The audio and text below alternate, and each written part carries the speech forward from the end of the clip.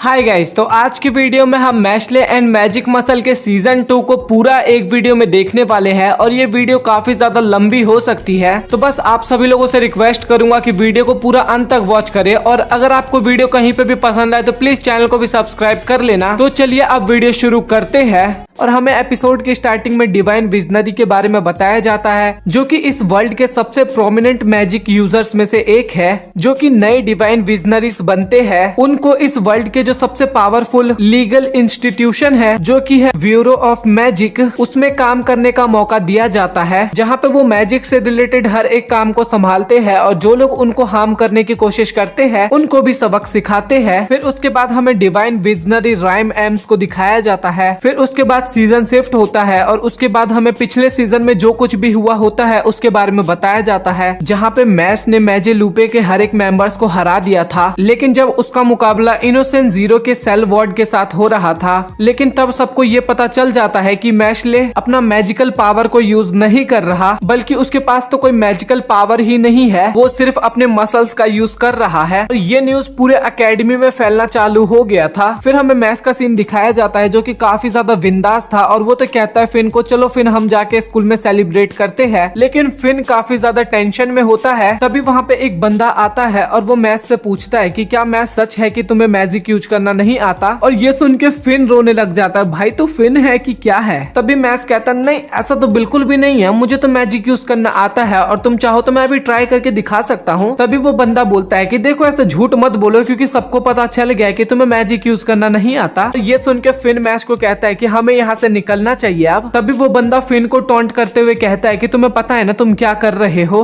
तुम एक non magic user को प्रोटेक्ट कर रहे हो और ये चीज तुम्हें प्रॉब्लम में ला सकता है। और वो फिन की बेइज्जती करे ही जा रहा था और फिन काफी ज्यादा तेज चिल्लाता है गुस्से में आके और कहता है कि तुम अपना मुंह बंद रखो और अपने काम से मतलब रखो। और तभी उस बंदे के ऊपर कोई एक ग्रेविटेशनल मैजिक का यूज करता है और वो और कोई नहीं लेंस होता है। तभी वो बंदा पूछता है कि तुमने मेरे ऊपर ये मैजिकल स्पेल का यूज क्यों किया। तभी लेंस पता आपको रिप्लाई क्या देता है कि मेरे को तेरा शकल पसंद नहीं आ रहा था, इसलिए मैंने तेरे पे मैजिक यूज किया। और तभी वहाँ पे डॉट और लेमन भी आते हैं और लेमन डॉट को व्हील चेयर पे कैरी कर रही थी और डॉट की हालत तो आपको दिखाई देगी ये कैसी हो रखी है। के बाद हमें उनका सेलिब्रेशन दिखाया जाता है और उनके आगे बहुत ही खतरनाक खाना रहता है, पता नहीं क्या तीर मार के आए ये लोग। और मैश तो खाना देख के काफी ज्यादा एक्साइटेड होता है, लेकिन फिन का जो बिहेवियर था वो थोड़ा बहुत बदल गया था, क्योंकि वहाँ पे दो लोग और भी थे पार्टी में और वो दोनों पता है कौन थे, लॉर्ड एबल और एबिस थे। और अगर आपको याद ना हो तो सीजन 1 के मेन दो विलन यही दोनों थे और उन दोनों की देख के ना वहाँ पे फिन की फटी पड़ी थी भाई, बहुत गंदी तरीके से। और तभी वहाँ पे एबल बोलता है कि किसी को यहाँ पे कार्ड्स खेलने हैं। तभी एबिस कहता है कि लॉर्ड एबल को इस गेम में जो भी हरा देगा उसकी मौत तो मेरे हाथों ही होगी। और ये सुन के आप लोगों को भी पता चल गया होगा कि फिन की हालत क्या हो जाती है। और तभी लेमन एबिस को कहते हैं कि इतना सीरियस भी नहीं होना चाहिए।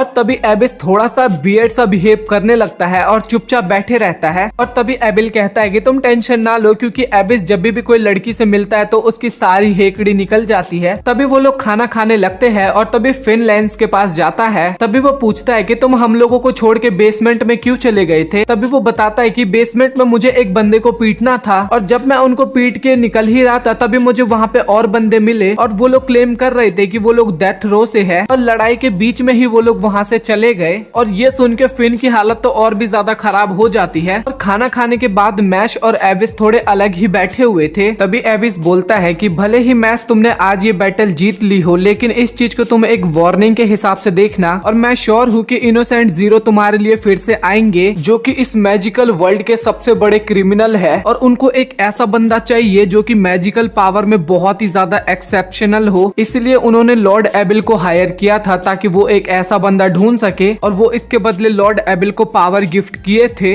और इसी के कारण उनके फेस पे एक और थर्ड मार्क जनरेट हुआ था। और अगर किसी के फेस पे नेचुरली 3 मार्क होंगे तो वो लॉर्ड एबल से काफी ज्यादा पावरफुल होंगे। और मुझे इतना तो समझ में आ गया है कि वो लोग जिस चीज को ढूंढ रहे हैं वो तुमसे कनेक्टेड जरूर है, तो इसलिए वो लोग तुम्हें लेने फिर से जरूर आएंगे। तभी हमें फिर से बाहर वही बंदा दिखाया जाता है जो कि एपिसोड के स्टार्टिंग में दिखाया गया था। मैश के खिलाफ कुछ सबूत इकट्ठे कर रहा था और वो साबित करना चाहता था कि मैश को मैजिक नहीं आता और वो बाहर गेट के सामने खड़ा था। और वो जैसे ही रूम में झांकता है तो दिखता है उसे मैश और एबिस दोनों दोस्त की तरह एक जगह पे बैठे होते हैं और उसे ये देख के तो बिलीव ही नहीं होता और तभी उसे लगता है उसके पीछे कोई है और जैसे ही वो पीछे घूम के देखता है उसके पीछे एबिल खड़ा होता है और उसे देख के एबिल पूछता है कि तुम यहाँ पे क्या कर रहे हो। और ये सुनते ही आप लोग भाई मानोगे नहीं उस बंदे की क्या हालत होती है और वो तुरंत ही वहाँ से भाग जाता है। और इसके बाद हमें रूम के अंदर का सीन दिखाया जाता है। तभी वहाँ पे एक बर्ड आता है और वो मैश को चिट्ठी दे के वहाँ से चला जाता है। फिर हमें अगले दिन का सीन दिखाया जाता है जहाँ पे मैश उस चिट्ठी की मदद से एक जगह पे जाता है और वो ब्यूरो ऑफ मैजिक जगह होती है और वहाँ पे उसकी मुलाकात ब्यूरो ऑफ मैजिक के वाइस प्रेसिडेंट से होती है। उसका नाम था ब्लेस मिनिस्टर और वो मैश को कहते हैं कि मैं तुम्हारे ऊपर अभी एक इमरजेंसी इंक्वायरी बिठा रहा हूँ और हमें ये पता चला है कि तुम्हारे पास कोई मैजिकल पावर नहीं है जो कि एक बहुत ही सीरियस क्राइम है। और इसके बाद वो बताने लग जाता है कि ये पूरा वर्ल्ड गॉड ने बनाया है और गॉड ने ही यहाँ पे सभी इंसानों को मैजिकल पावर गिफ्ट किया है और तुम्हारे पास एक मैजिकल पावर नहीं है तो तुम इस सिस्टम में एक बग की तरह काम करोगे और जितना जल्दी हो सके हमें तुम्हें यहाँ से हटाना होगा। मैश अपने आप को डिफेंड करने की कोशिश करता है लेकिन ब्लेस और भी ज्यादा भड़क जाता है और तभी वहाँ पे उसे एक बंदा इंटरप्ट करते हुए कहता है कि मुझे लगता है तुम्हारे अंदर कुछ ना कुछ तो पोटेंशियल है। और ये बंदा और कोई नहीं डिवाइन विजनरी रायन ग्रेज था। तभी वो बंदा कहता है कि देखो मैश, इस वर्ल्ड में कुछ रूल्स है और ये रूल्स मेजोरिटी के हिसाब से ही एग्जिस्ट करता है और अगर तुम्हें भी यहाँ पे रहना है तो इस रूल्स को फॉलो करना होगा। और वो चीज बहुत ही ज्यादा सिंपल है। और इसके बाद वो मैस्ले के सामने एक कैंडल रख देता है, तुम इस कैंडल को बिना टच करे जलाओ और तब हम मान जाएंगे कि तुम्हारे अंदर मैजिकल पावर एग्जिस्ट करता है। तभी मैश आगे बढ़ने लगता है और अपने मैजिकल स्टिक को जमीन के साथ घिस के काफी तेज से रगड़ने लगता है और वो फ्रिक्शन इतना ज्यादा पावरफुल होता है कि वहाँ का पूरा एरिया फ्लेम से भर जाता है और वो जो कैंडल था वो भी जल जाता है। और ये देखने के बाद वहाँ पे सभी का होश उड़ जाता है। तभी मैश कहता है कि मैं भी उन मेजोरिटी में आऊंगा अपने फिस्ट के दम पे। तभी हमें काफी सारे डिवाइन विजनरी दिखाए जाते हैं जो कि मेन हॉल की तरफ आगे बढ़ते हैं क्योंकि वहाँ पे एक स्टूडेंट आया था और उन्हें वहाँ पे उसे पनिश्ड करना था और वो और कोई नहीं मैशले होता है। और तभी हमें मैश को दिखाया जाता है। तभी उसकी पूरी बॉडी पे अचानक से एक रेत का टोर्नेडो आता है और जैसे ही मैश पीछे घूम के देखता है तो उसके सामने काफी सारे डिवाइन विजनरी खड़े थे और इवन जो ब्लेज था वो भी एक टाइम के लिए वहाँ पे डर गया था। तभी डिवाइन विजनरी ऑर्डर मैश को कहता है, देखो मैंने तुम्हारे बारे में जितना भी इंफॉर्मेशन कलेक्ट किया और तुम मैजिक एकेडमी में भी हो लेकिन तुम्हें मैजिक यूज करना नहीं आता और इन सब के बाद मैं तुम्हें मौत की सजा सुनाता हूँ। और ये सुनने के बाद मैशले भी वहाँ पे डर जाता है लेकिन तभी वहाँ पे ब्लेज आता है और तभी ब्लेज के शरीर से एक अलग सा ही नेगेटिव ऑरा निकल रहा था और वो कहता है कि ये चीज तुम नहीं कर सकते और मैं हूँ इनोसेंट जीरो और ये लड़का मुझे चाहिए। और ये सुनने के बाद मैश कहता है, भाई मैं किसी के पास नहीं जाने वाला। लेकिन इनोसेंट जीरो का नाम सुनने के बाद वहाँ पे सभी लोग चौकन्ने हो जाते हैं। तभी मिस्टर ब्लेज कहता है कि हम ये सब मजाक नहीं कर रहे हैं, ये मैसेज इनोसेंट जीरो के पास से ही आ रहा है। हमने एक पैरासाइट इस ह्यूमन के अंदर इंजेक्ट कर दिया है और ये मैगी पैरासाइट होता है। और इसका नाम सुनने के बाद वहाँ पे सभी लोग काफी ज्यादा हैरान हो जाते हैं क्योंकि ये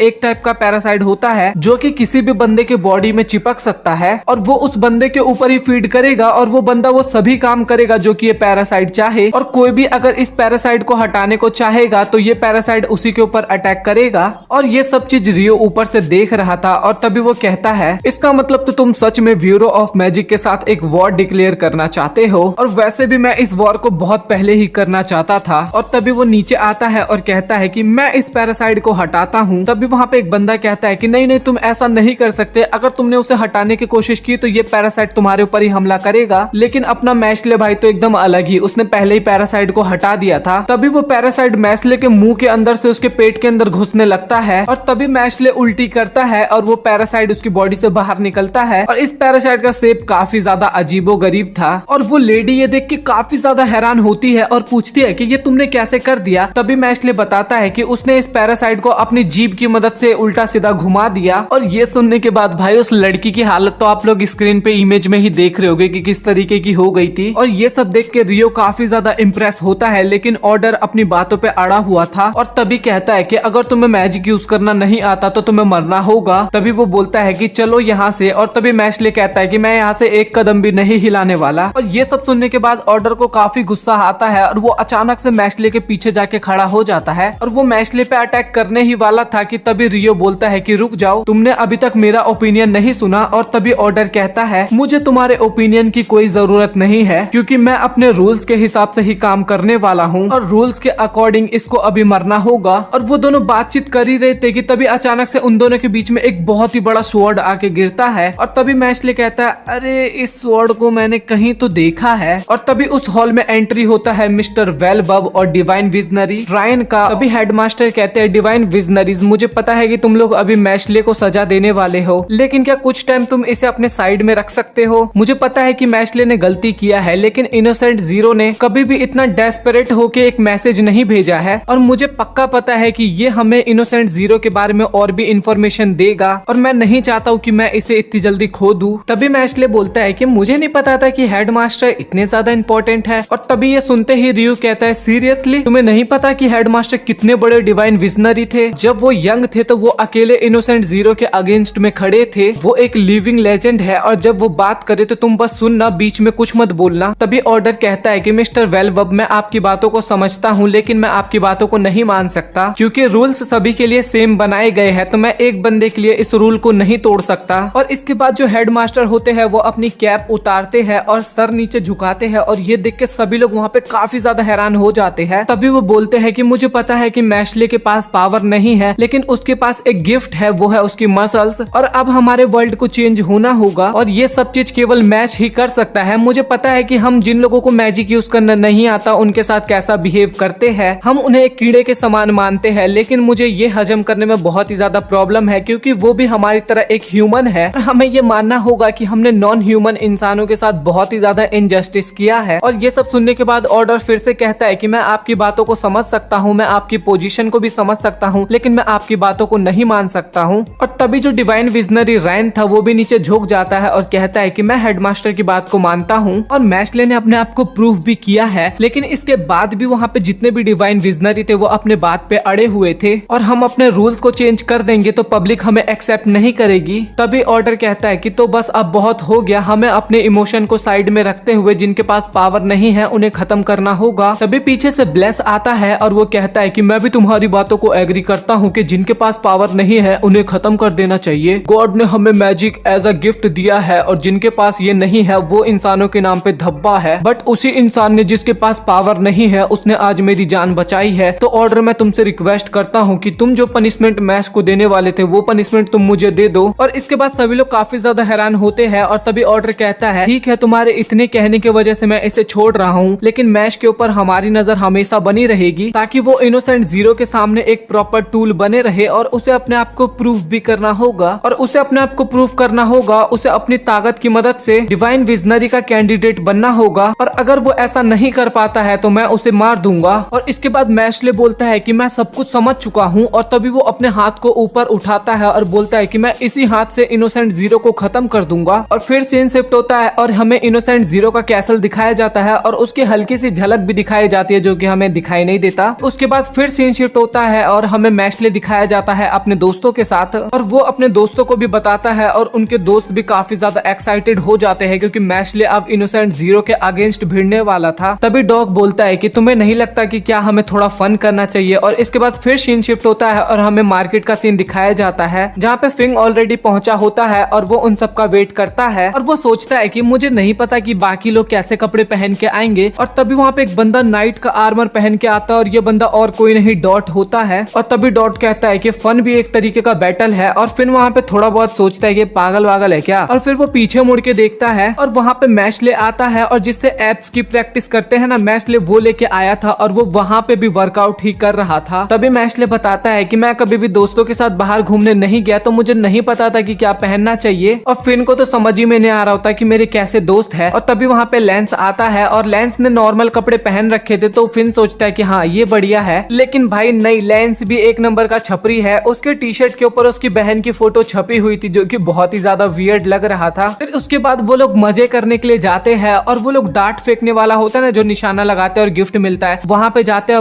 वो भी मैजिकल था। वहाँ पे एक पोला बैठा हुआ था जिसके नाक में तिल्ली करना था और वो छींकता तो वो डांट बन के सीधा एरो पे लगता। और तभी मैशले बोलता है कि इस कोला को मैं टिकल करने जाऊंगा और वो टिकल करता है। वो एरो जो था वो अपने निशाने पे तो नहीं लगता लेकिन डॉट के सर के एकदम बीचों बीच लगता है। और अगले ही पल में डॉट बोलता है कि रुक जाओ अब मेरी बारी आई है। और अगले ही पल में डॉट जाता है वो ट्राई करने और डॉट के साथ भी वही चीज सेम होता है, वो निशाना गलत जगह लगता है, वो सीधा जाके मैशले के सर पे लगता है। फिर इसके बाद मैशले डॉट को पीटने लगता है और तभी लेंस बोलता है कि अब हमें यहाँ से जाना चाहिए। तभी फिंग बोलता है कि मुझे एक जादुई छड़ी चाहिए क्योंकि डिवाइन विजनरी बनने का जो सिलेक्शन एग्जाम है उसको थोड़ा डिले कर दिया है इनोसेंट जीरो की वजह से। ये हमारे लिए बढ़िया ही है, इस कारण हम और भी ज्यादा कॉइन्स को इकट्ठा कर पाएंगे और जो फाइनल राउंड होगा मैशले, मैं तुम्हें वहाँ पे बिल्कुल भी बख्शूंगा नहीं और मुझे मेरी बहन के लिए बहुत ही पावरफुल डिवाइन विजनरी बनना है। फिर वो लोग एक बहुत ही पॉपुलर बैंड शॉप पे जाते हैं। फिर सभी लोग अपने लिए एकदम परफेक्ट जादू की छड़ी उठाते हैं और फिंग को भी उसकी छड़ी चुन लेती है। तभी दुकानदार बोलता है कि जादू की छड़ी हमारा एक बॉडी पार्ट बन जाता है जो कि हमारे मैजिक को और भी ज्यादा स्ट्रॉन्ग करने में मदद करता है। फिर उसके बाद लेंस को भी उसकी मैजिकल छड़ी चुन लेती है। तभी दुकानदार मैशले से पूछता है कि तुम्हें कौन सी बैंड चाहिए और तभी मैशले पूछता है कि वो सामने कौन सी छड़ी रखी हुई है और वो एकदम जमीन के नीचे धसी हुई थी। तभी दुकानदार बोलता है कि ये छड़ी तो हजारों सालों से इस दुकान में पड़ी हुई है और ये इतना ज्यादा हैवी वेट है कि इसको आज तक किसी ने भी उठा नहीं पाया है। कहा जाता है कि इसके नीचे एक एल्फ वाटरिंग स्प्रिंग बहता है और वो वाटर स्प्रिंग इतना ज्यादा मैजिकल है तो उससे तुम एक बहुत ही पावरफुल छड़ी बना सकते हो। लेकिन ये सब चीजें एक मिथ है क्योंकि हजारों सालों से ये छड़ी यहीं पे है और इसको किसी ने भी नहीं उठा पाया है। और इसके बाद आप लोगों को तो समझ में आ ही गया होगा कि क्या हुआ। हाँ, मैशले जब तक वो बता रहा होता है उतने में जाके वो छड़ी उठा भी लेता है और सच्ची में उसके नीचे से पानी का झरना बाहर निकलता है और ये देख के दुकान वाला काफी हैरान होता है और सभी को वहाँ पे उसकी मैजिकल छड़ी मिल जाती है सिवाय लेंस के, क्योंकि उसको कोई परफेक्ट छड़ी नहीं लग रही थी। फिर वो लोग बाहर निकलते हैं, तभी उन्हें लेमन और टॉम ज्वाइन करते हैं। फिर इसके बाद वो लोग मस्ती करते हैं, खाना खाते हैं, शॉपिंग करते हैं और फोटो खिंचवाते हैं। तभी मैशले कहता है कि हमें फिर से यहाँ पे कभी आना चाहिए और इसके बाद सभी लोग काफी एक्साइटेड हो जाते हैं और कहते हैं कि जरूर हम यहाँ पे जरूर आएंगे फिर से। फिर सीन शिफ्ट होता है और हमें मैशले दिखाया जाता है जो कि अपने गोल्ड कॉइन्स को गिन रहा होता है और उसके पास टोटल 7 कॉइन्स होते हैं और लेंस ये सब देख के काफी खुश होता है क्योंकि सिलेक्शन के लिए 7 ही गोल्ड कॉइन चाहिए थे। तभी मैशले डिवाइन विजनरी रायन के पास जाता है और उसे बताता है कि मुझे घर जाना है थोड़ी देर के लिए। तभी रायन पूछता है कि तुम्हें इस टाइम पे घर क्यों जाना है।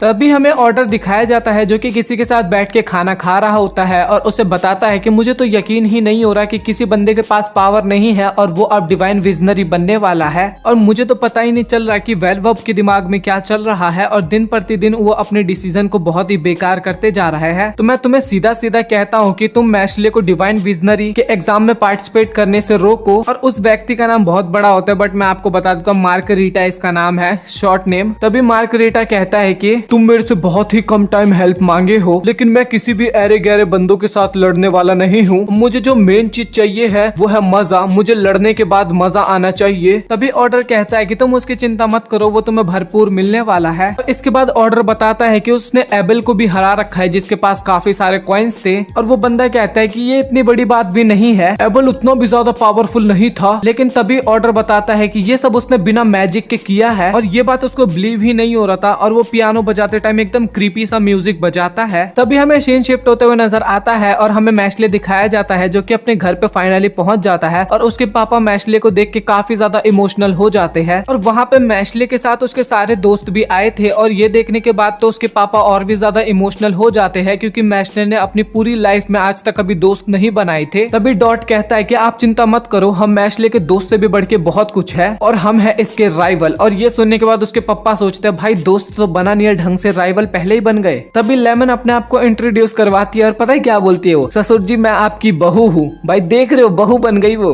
और ये सुनने के बाद मैशले के पापा की हालत तो आप लोग देख ही रहे होगे कैसी हो गई। फिर इसके बाद डॉट लेंस के पापा को एक गिफ्ट देता है और फिर इसके बाद लेंस पता है आपको क्या गिफ्ट देता है, एक टी शर्ट गिफ्ट करता है जिसमें उसकी बहन की पिक्चर बनी होती है। और सब वहाँ पे काफी ज्यादा मस्ती कर रहे थे लेकिन फिन मैशले के पापा के साथ साइड में खड़ा था। तभी मैशले के पापा कहते हैं कि मैं हमेशा से चाहता था कि मैशले के बहुत सारे दोस्त बने लेकिन ये आज तक कभी पॉसिबल नहीं हो पाया, लेकिन फाइनली वो दिन आ गया है कि मैशले के इतने अच्छे दोस्त है और मैं चाहता हूँ कि ये हमेशा रहे। और तभी फिंग कहता है कि हाँ हम हमेशा मैशले के दोस्त रहेंगे। तभी मैक्रोन एबल को हराने के लिए जा रहा होता है लेकिन वो सोचता है कि एबल से पहले किसी एक और बंदे को हरा देता हूँ और वो कोई नहीं मैशले होता है। और तभी आसमान से काफी सारे तलवार गिरते हैं और इस तलवार से तो आपको पता चल ही गया होगा कि ये कौन है, ये है डिवाइन विजनरी रायन। तभी मैक्रोन कहता है कि क्या तुम इन लोगों को सेव कर रहे हो और क्या तुम इन लोगों के बॉडीगार्ड हो। तभी रायन कहता है कि नहीं, मुझे जंगलों से कुछ गंदे हंसी की आवाज आई तो मैं यहाँ पे चेक करने के लिए आया था। और मैक्रोन इसके बाद काफी क्रीपी तरीके से रायन को देखता है और बैक स्टोरी दिखाई जाती है जहाँ पे कुछ साल पहले एक टूर्नामेंट ऑर्गेनाइज किया गया था middle school division confusion level पे, और इसका एक ही रीजन था, 13 से 15 साल की उम्र में कोई बढ़िया जादूगर हो उसको बाहर निकालने के लिए। और हमें एक जादूगर दिखाया जाता है जो कि अकेले ही सारे जादूगरों को हरा देता है, और इतनी ज्यादा पावर देखने के बाद उसके ऊपर इन्वेस्टिगेट किया जाता है और फिर पता लगता है कि उसने अपनी एज गलत बताई थी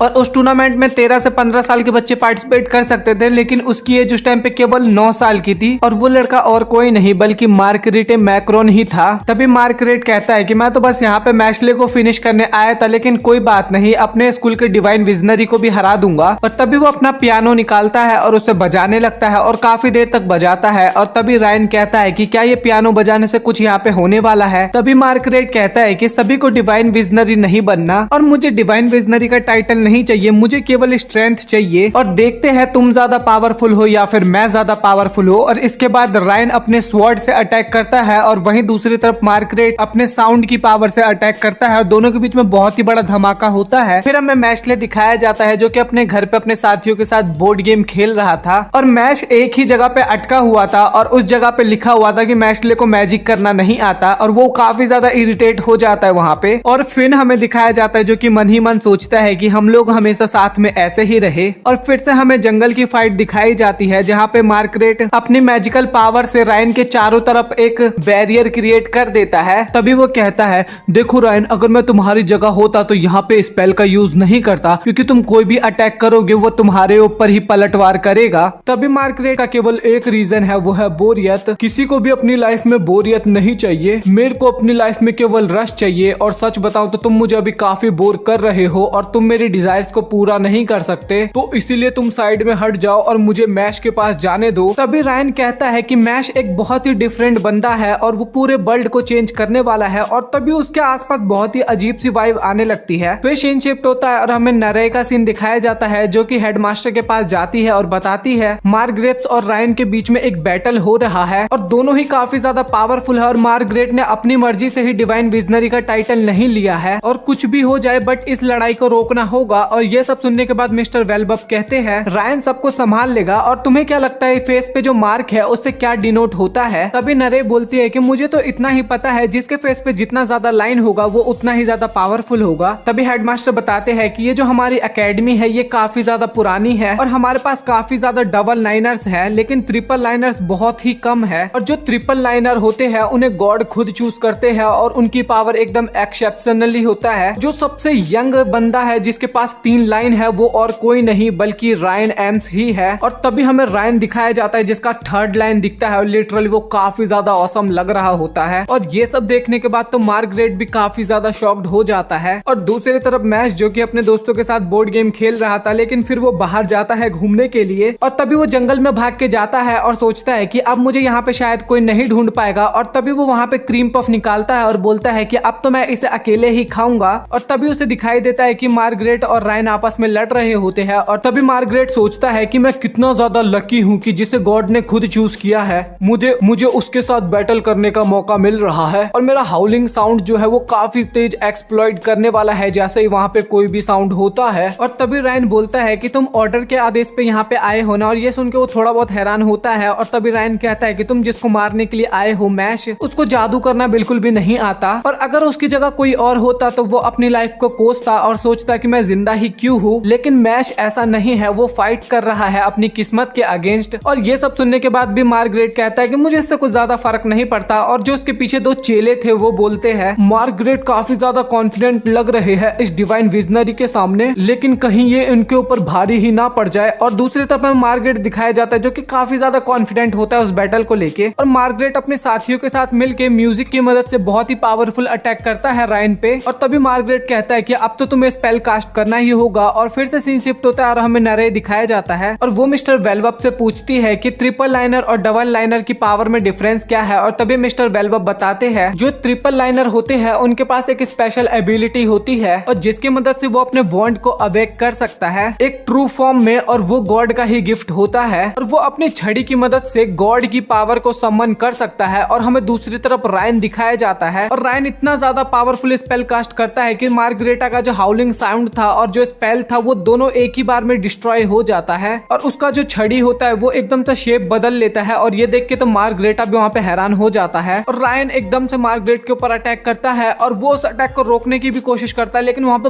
बहुत ही बड़ा ब्लास्ट होता है और धमाका खत्म होने के बाद मैशले आता है और वो रायन को बोलता है कि अब तो मुझे तुम्हें थैंक यू बोलना होगा। और तभी रायन बोलता है कि थैंक यू बोलने की क्या बात है, यहाँ पे मैं तो केवल एक बनीज के साथ खेल रहा था। और ये सुनने के बाद मैश सोचता है कि रायन को बनीज के साथ खेलना पसंद है। और तभी रायन बोलता है कि सिलेक्शन एग्जाम बहुत ही नजदीक है और तुमने जो चैलेंज किया है वो आज तक इस वर्ल्ड में किसी ने भी नहीं किया है और तुम हार नहीं सकते, तुम्हें इसे जीतना ही होगा। और फिर उसके बाद रायन वहां से चला जाता है और सीन शिफ्ट होता है और हमें मार्गरेट दिखाया जाता है जिसको ज्यादा चोट नहीं लगी थी, बट उसके जो साथी थे वो काफी ज्यादा घायल हो चुके थे। और उससे पता चल जाता है कि ट्रिपल लाइनर कितने ज्यादा पावरफुल होते हैं, लेकिन वो अभी भी अटैक कर सकता था और उसे हरा सकता था, लेकिन उसने अपने साथियों का जान बचाना ज्यादा जरूरी समझा और इसलिए वो पीछे हट गया और हुआ कोई बात नहीं। और कहानी में तो तब ट्विस्ट आता है जब बताया जाता है कि इनके पीछे 3 मॉन्स्टर रहेंगे जो कि इन्हें हंट करेंगे। और ये सुनने के बाद तो भाई फिन की वहां पे फट जाती है कि कंपटीशन स्टार्ट होने ही वाला था और कोई चीटिंग ना करे, इसलिए हमें मैजिकल मिरर्स भी देखने को मिलते हैं जो कि उन पे निगरानी रखेंगे। तभी कंपटीशन स्टार्ट होता है और वहां पे एक सीक्रेट डोर आता है और वो सभी को अलग अलग जगह पे टेलीपोर्ट कर देता है। फिर इसके बाद सभी लोग अपनी की को ढूंढने के लिए निकल जाते हैं और वहां पे फिंग की तो हालत काफी ज्यादा खराब होती है। और तभी हमें एक बंदा दिखाया जाता है, वो भी अपना की ढूंढने के लिए जाता है, लेकिन तभी उसके पीछे वो बीस्ट अपीयर होता है और तभी वो बंदा अपनी मैजिकल पावर का यूज करता है, लेकिन उस बीस्ट को कुछ भी नहीं होता। और तभी हमें पता लगता है ये जो बीस्ट है इनके ऊपर मैजिकल पावर यूज नहीं हो सकती है। और तभी वो बीस्ट अपने एक्स की मदद से उस प्लेयर पे अटैक करता है। और तभी एंकर हमें बताती है कि जैसे ये बीस्ट अपने हथियार से किसी भी प्लेयर को टच करेगा तो उसको काफी ज्यादा दर्द होगा, मतलब कि मैक्सिमम लेवल का दर्द होगा और साथ ही वो उस गेम से भी बाहर हो जाएगा। और वो बंदा गेम से बाहर हो जाता है और फिंग की तो वहाँ पे हालत काफी ज्यादा खराब होती है। और तभी बाकी बंदे सोचते हैं कि उन्हें अपने मैजिक का यूज उस बीस्ट को हराने के लिए नहीं बल्कि उस की को ढूंढने के लिए लगाना होगा। तभी वो लड़की बताती है कि तुम लोग एकदम सही सोच रहे हो, अगर तुम किसी खराब सिचुएशन में फंस जाओ तो तुम किस तरीके से वहां से निकल पाओगे, ये टेस्ट केवल उसी को जांचने के लिए हो रहा है। और तभी वही बीस्ट मैस के पास आ जाता है, लेकिन मैस एक पंच कस के मारता है उस बीस्ट को और वो बीस्ट वहीं पे गिर जाता है। और ये चीज देख के तो लिटरली वहां पे सबकी हालत खराब हो जाती है और जो बंदा एलिमिनेट हो गया था वो भी ये देख के काफी ज्यादा चौंक जाता है। लेकिन तभी बीस्ट वापस से उड़ जाता है और तभी वो लड़की बताती है कि इस बीस्ट के ऊपर कितना भी अटैक कर लो लेकिन ये जल्दी से अपने आप को हील कर लेता है। और ये सुनते ही मैशले वहां पे पता है क्या करता है, काफी तेज भागना शुरू कर देता है। तभी अचानक से मैशले के ऊपर एक मैजिकल स्पेल यूज होता है और वो काफी ज्यादा छोटा हो जाता है और ये मैजिकल स्पेल उसके ऊपर किसी और ने यूज किया था। इसके बाद बीस्ट वहां से चला जाता है और फिर दोनों बंदे अपने ओरिजिनल फॉर्म में वापस आ जाते हैं।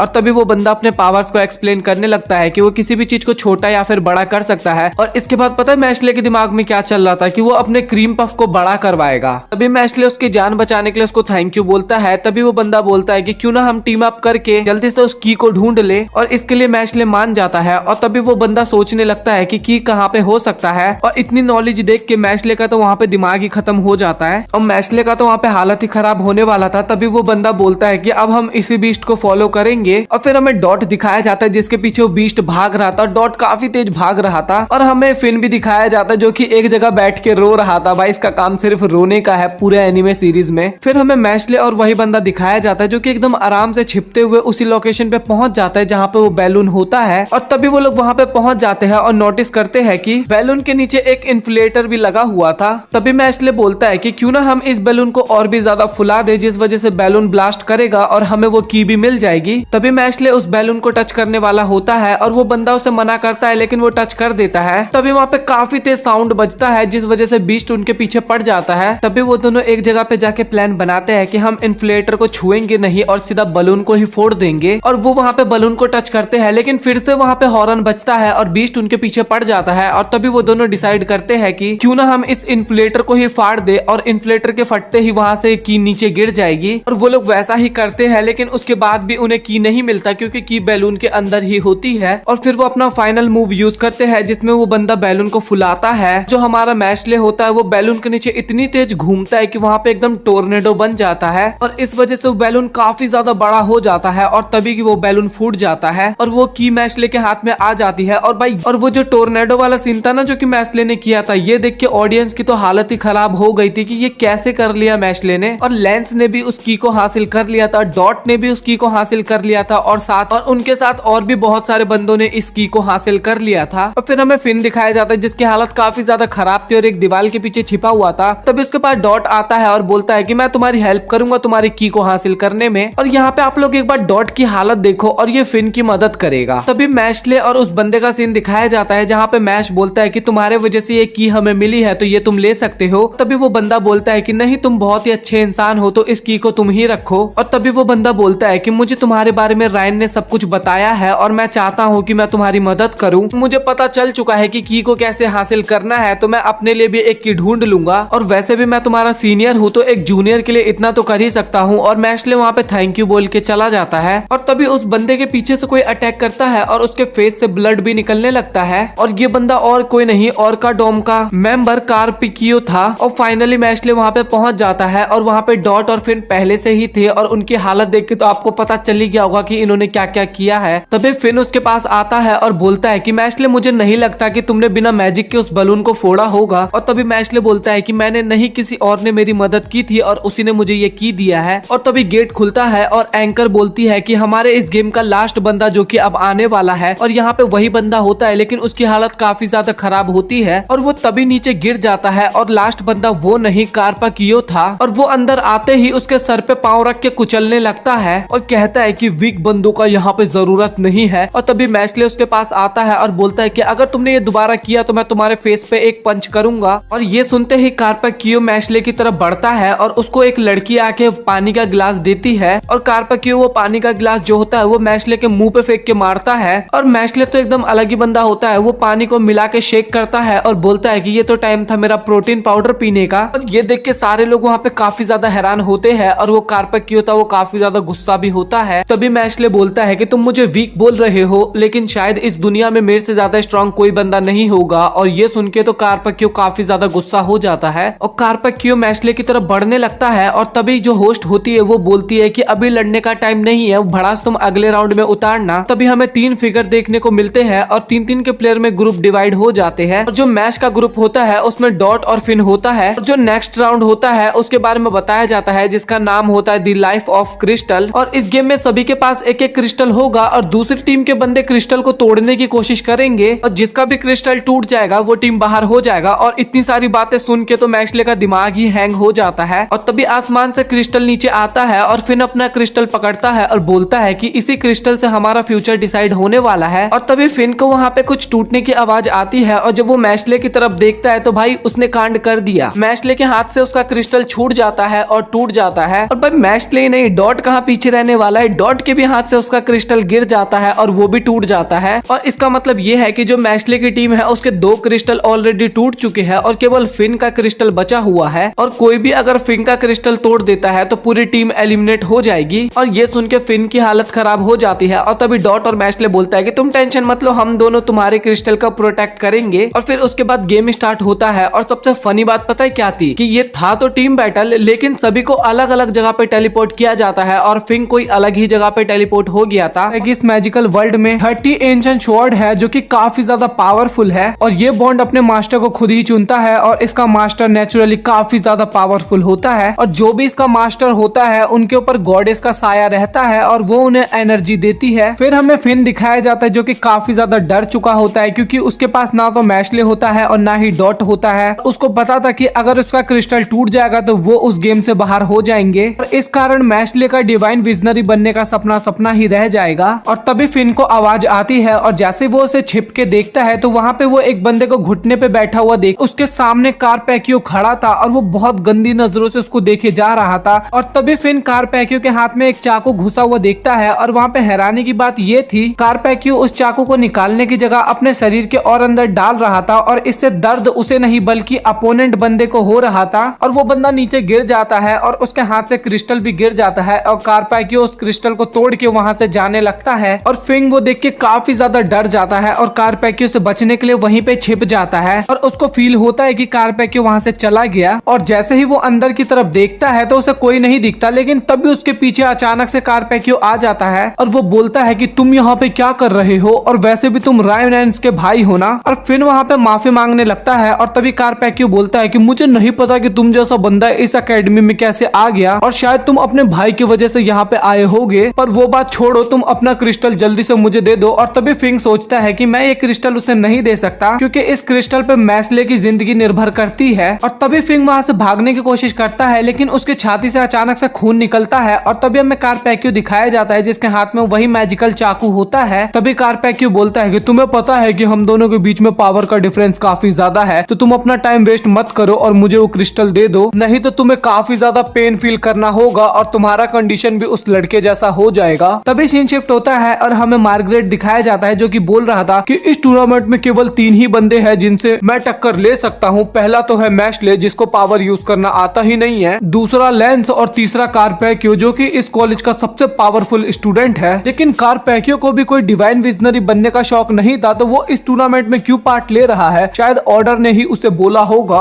पर कुछ भी हो, कारपैक्यू उन्हीं 30 वॉन्ड में से यूज करने वाला एक ओनर है। तभी हमें फिन दिखाया जाता है जो कि वहां से भागने के लिए एक मैजिकल स्पेल कास्ट करता है और कारपैक्यू सोचता है कि इसके स्पेल से क्या होगा, लेकिन वो तो एक डिस्ट्रैक्शन था। फिन वहां से भाग चुका था। कारपैक्यू उसके पास पहुंचने वाला होता है, लेकिन तभी फिन अपने रियल मैजिक का यूज करता है और कारपैक्यू को टेलीपोर्ट करके वहीं पे पहुंचा देता है। और कारपैक्यू वहां पे थोड़ा हैरान होता है, लेकिन फिन वहां से भागते ही रहता है और तभी अचानक से फिन के पैर में भी खून निकलना शुरू हो जाता है और वहीं पे गिर जाता है। तभी हमें कारपैक्यू दिखाया जाता है जो कि अपने चाकू को अपने पैर में डाल लिया था और फिन के पैर को कुचलने लग जाता है और फिन वहां पे काफी ज्यादा तड़पने लगता है। और इसके बाद भी फिन उसे क्रिस्टल नहीं देता है, तो कारपैक्यू अपने छाती पे लगातार चाकू मारे ही जा रहा था और इससे फिन को काफी ज्यादा पेन हो रहा था। लेकिन इसके बाद भी वो क्रिस्टल देने के लिए तैयार नहीं हो रहा था और बोलता है कि मैं ये क्रिस्टल तुम्हें नहीं देने वाला। मैं भले ही बहुत कमजोर हूँ, पर मैं इतना गंदा इंसान नहीं हूँ कि मैं अपने दोस्त को अकेले छोड़ दूं। कुछ भी हो जाए लेकिन मैं अपने दोस्त को बचा के रहूंगा। और वो तभी कारपैक्यू पे अटैक करता है, लेकिन उससे कारपैक्यू को कुछ भी नहीं होता और वो फिर से अपने पेट में चक्कू मारता है और इससे फिर नीचे गिर जाता है। और तभी कारपैक्यू बोलता है कि मुझे तुम जैसे बंदों से बहुत नफरत है। और तभी वो उस चक्कू को अपने गर्दन पे लगा लेता है और ये देख के ऑडियंस भी काफी ज्यादा डर जाता है, क्योंकि उस चक्कू से कारपैक्यू को तो कुछ भी नहीं होने वाला था, लेकिन फिन वहीं पे मारा जाता और कारपैक्यू वहां पे धीरे धीरे अपना गला काट रहा था। लेकिन तभी वहां पे अचानक से मैशले आता है और एक ही धक्के में उसको दीवार पे चिपका देता है। तभी मैशले कहता है कि तुम चिंता मत करो फिन, मैं आ चुका हूँ। और मैशले को देख के फिन वहां पे काफी खुश होता है, लेकिन तभी मैशले के सर से भी खून निकलना शुरू हो जाता है। और तभी कारपैक्यू बोलता है कि मुझे पेन बिल्कुल भी फील नहीं होता। और तभी हमें वो गॉडेस दिखाई जाती है जो कि कारपैक्यू को पावर दे रही थी। और तभी मैशले कारपैक्यू के मुंह पे एक जाके लात मारता है, लेकिन वो लात मैशले को ही लग जाता है। और ये देखने के बाद तो फिन काफी ज्यादा हैरान हो जाता है। और तभी कारपैक्यू बताता है कि जो मेरी पावर है वो मुझे बचाता है, क्योंकि जो भी मुझ पे अटैक करता है उसका दर्द उसी बंदे को होगा जो मुझ पे अटैक करेगा। और तभी कारपैक्यू फिर उस चक्कू से अपने पांव पे अटैक करता है और इसका असर मैशले को होता है। तभी कारपैक्यू बताता है कि मैं जितना भी पेन फील करता हूँ वो सभी मेरा ये स्वॉर्ड एब्जॉर्ब कर लेता है। और ये सब मिस्टर वेलबब देख रहे थे और अपने मन में सोचते हैं कि ये उन 30 ओनर्स में से एक है जो कि उस पावरफुल वॉन्ड को यूज करता है और वो इस मास्टर कैन का यूज बहुत ही अच्छी तरीके से कर रहा है। तभी कारपैक्यू बोलता है कि मुझे भी पेन फील करना है, लेकिन तुम जैसे कमजोर व्यक्ति मुझे कभी भी पेन फील नहीं करा सकते। और तभी वो लगातार चक्कू अपने शरीर में मारने लगता है और इसका असर मैशले को होता है। और तभी मैशले एक पंच कारपैक्यू को जाके मारता है, लेकिन उसका असर मैशले को ही होता है। तभी कारपैक्यू बोलता है कि तुम जो कर रहे हो इससे कुछ भी फर्क नहीं पड़ने वाला, तुम बस अपने ईगो को ही सेटिस्फाई कर रहे हो, जैसा कि तुम्हारा दोस्त कर रहा था। मुझे नहीं पता कि वो अब तक इस एकेडमी में कैसे है, और वो शायद अपने भाई की वजह से ही अब तक यहाँ पे टिका हुआ है, और वो इतना ज्यादा कमजोर है कि अपना क्रिस्टल भी खुद प्रोटेक्ट नहीं कर पा रहा। तभी मैशले बोलता है कि तुम्हारी नजरों में फिन एकदम यूजलेस था, लेकिन वो एक ऐसे बंदे के अगेंस्ट में अब तक खड़ा है जिसके आगे उसकी पावर कुछ भी नहीं है, और मैं तुम्हें फिन के इस एफर्ट के ऊपर हंसने नहीं दूंगा। इसके बाद मैशले उस पर लगातार जाके अटैक करता है। वो सारे अटैक मैशले को ही लगते हैं, लेकिन वो तब तक पंच मारेगा जब तक कि उसका हीलिंग पावर ही खत्म ना हो जाए। और एक टाइम बाद यही होने लगता है, जो पीछे गॉडेस की स्टैचू थी उसके अंदर क्रैक आना स्टार्ट हो जाता है। और ये देखने के बाद मैशले को और भी ज्यादा मोटिवेशन मिलता है और वो फिर से लगातार स्टैचू पे अटैक करने लगता है। और एक पल में ऐसा आता है जबकि वो स्टैचू टूट जाता है।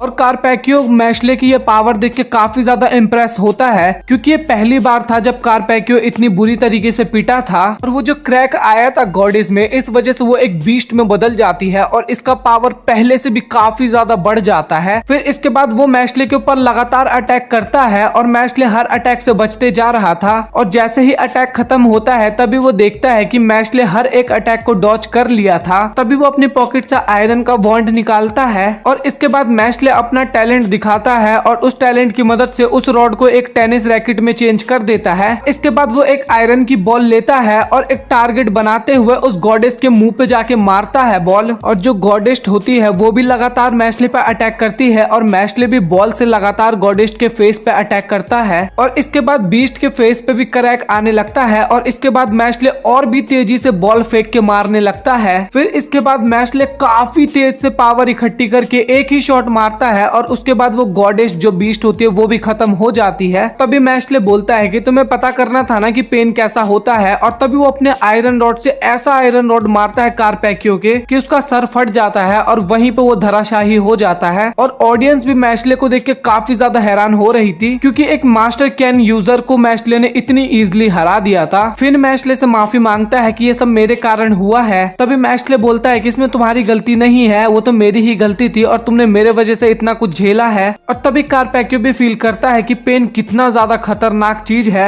इतने टाइम से फिन केवल मैशले के लिए ये सब सह रहा था। हमें मार्गरेट दिखाया जाता है और उसके सामने कारपैकियो की टीम के 2 बंदे होते हैं। तभी मार्गरेट वहाँ पे बोलता है कि तुम मुझे बिल्कुल भी नहीं हरा सकते क्योंकि मुझे मेरे गाने की आवाज काफी ज्यादा सुनाई दे रही है, लेकिन तुम्हारे गाने की आवाज मुझे बिल्कुल भी नहीं सुनाई दे रही, तो चुपचाप अपना क्रिस्टल मुझे दे दो। और तभी कारपैकियो के साथी बोलते हैं कि तुम्हें पता है ना कि हम 2 हैं और तुम 1 हो। और इसके बाद वो दोनों मैजिक यूज करते हैं जिससे एक वुल्फ को बना देते हैं और वो मार्गरेट पे अटैक करने जाता है, लेकिन तभी मार्गरेट भी अपने मैजिकल पावर को यूज करता है और उसके स्पेल की मदद से वो वुल्फ काफी इजीली हार जाता है। और वो जो दोनों बंदे होते हैं अपने आगे एक शील्ड भी बनाते हैं, लेकिन वो शील्ड भी काफी इजीली डिस्ट्रॉय हो जाती है और मार्गरेट उन दोनों को काफी इजीली अकेले ही हरा देता है। और वो दोनों सोचते हैं कि हमें पता है कि मार्गरेट हमसे काफी पावरफुल है, लेकिन हम तो 2 थे, लेकिन उसके बाद भी। फिर इसके बाद मार्गरेट भी बोलता है कि अब तुम्हें पता चला हम दोनों के बीच में कितना डिफरेंस है, और वो उसका क्रिस्टल तोड़ देता है। तभी हमें अनाउंसर की आवाज सुनाई देती है जो कि बोलती है कि एक टीम बाहर हो चुकी है और सेकंड राउंड यहीं पे खत्म हो चुका है। और वहाँ पे सभी लोग काफी ज्यादा हैरान हो रहे थे। तभी बाकी सभी को वहाँ पे टेलीपोर्ट करके अरीना में लाया जाता है और डॉट वहाँ पे सोच रहा था कि मैंने तो कुछ भी नहीं किया, और डॉट और मैश जीतने की खुशी में डांस करने लगते हैं। तभी डॉट मैश का इंटरव्यू लेता है और पूछता है कि आपको सेकंड राउंड जीत के कैसा लगा, और तभी मैशले का रिप्लाई होता है कि मुझे क्रीम पफ चाहिए। और तभी मैशले के पीछे मार्गरेट आता है और वो बोलता है कि मैं अगले मैच के लिए काफी ज्यादा एक्साइटेड हूँ, तो मैशले तुम एकदम तैयार हो जाओ। और वहाँ पे मैशले भी एकदम रेडी होता है। इसके बाद मार्गरेट वहाँ से चला जाता है। फिर हमें प्रिंसिपल और डिवाइन विजनरी काइंडोर देखने को मिलते हैं। तभी काइंडोर वहाँ पे बोलता है कि मिस्टर वेलबब, जैसे कि आपको पता है राउंड 3 में राइम्स डिवाइन विजनरी इसलिए बन पाया क्योंकि मार्गरेट ने उसमें पार्टिसिपेट नहीं किया था और मैं मैजिकल एडमिनिस्ट्रेटर का हेड हूँ, तो मैं हर एक कैंडिडेट को अच्छे से जज करता हूँ और उस समय मार्गरेट को ही डिवाइन विजनरी बनना चाहिए था। तभी प्रिंसिपल वहाँ पे बोलते हैं कि तुमने ये बात काफी सही बोली। तभी काइंडो बोलता है कि लगता है आपको उस लड़के पे कुछ ज्यादा ही भरोसा है और मैंने आज तक उसमें कुछ खास नहीं देखा।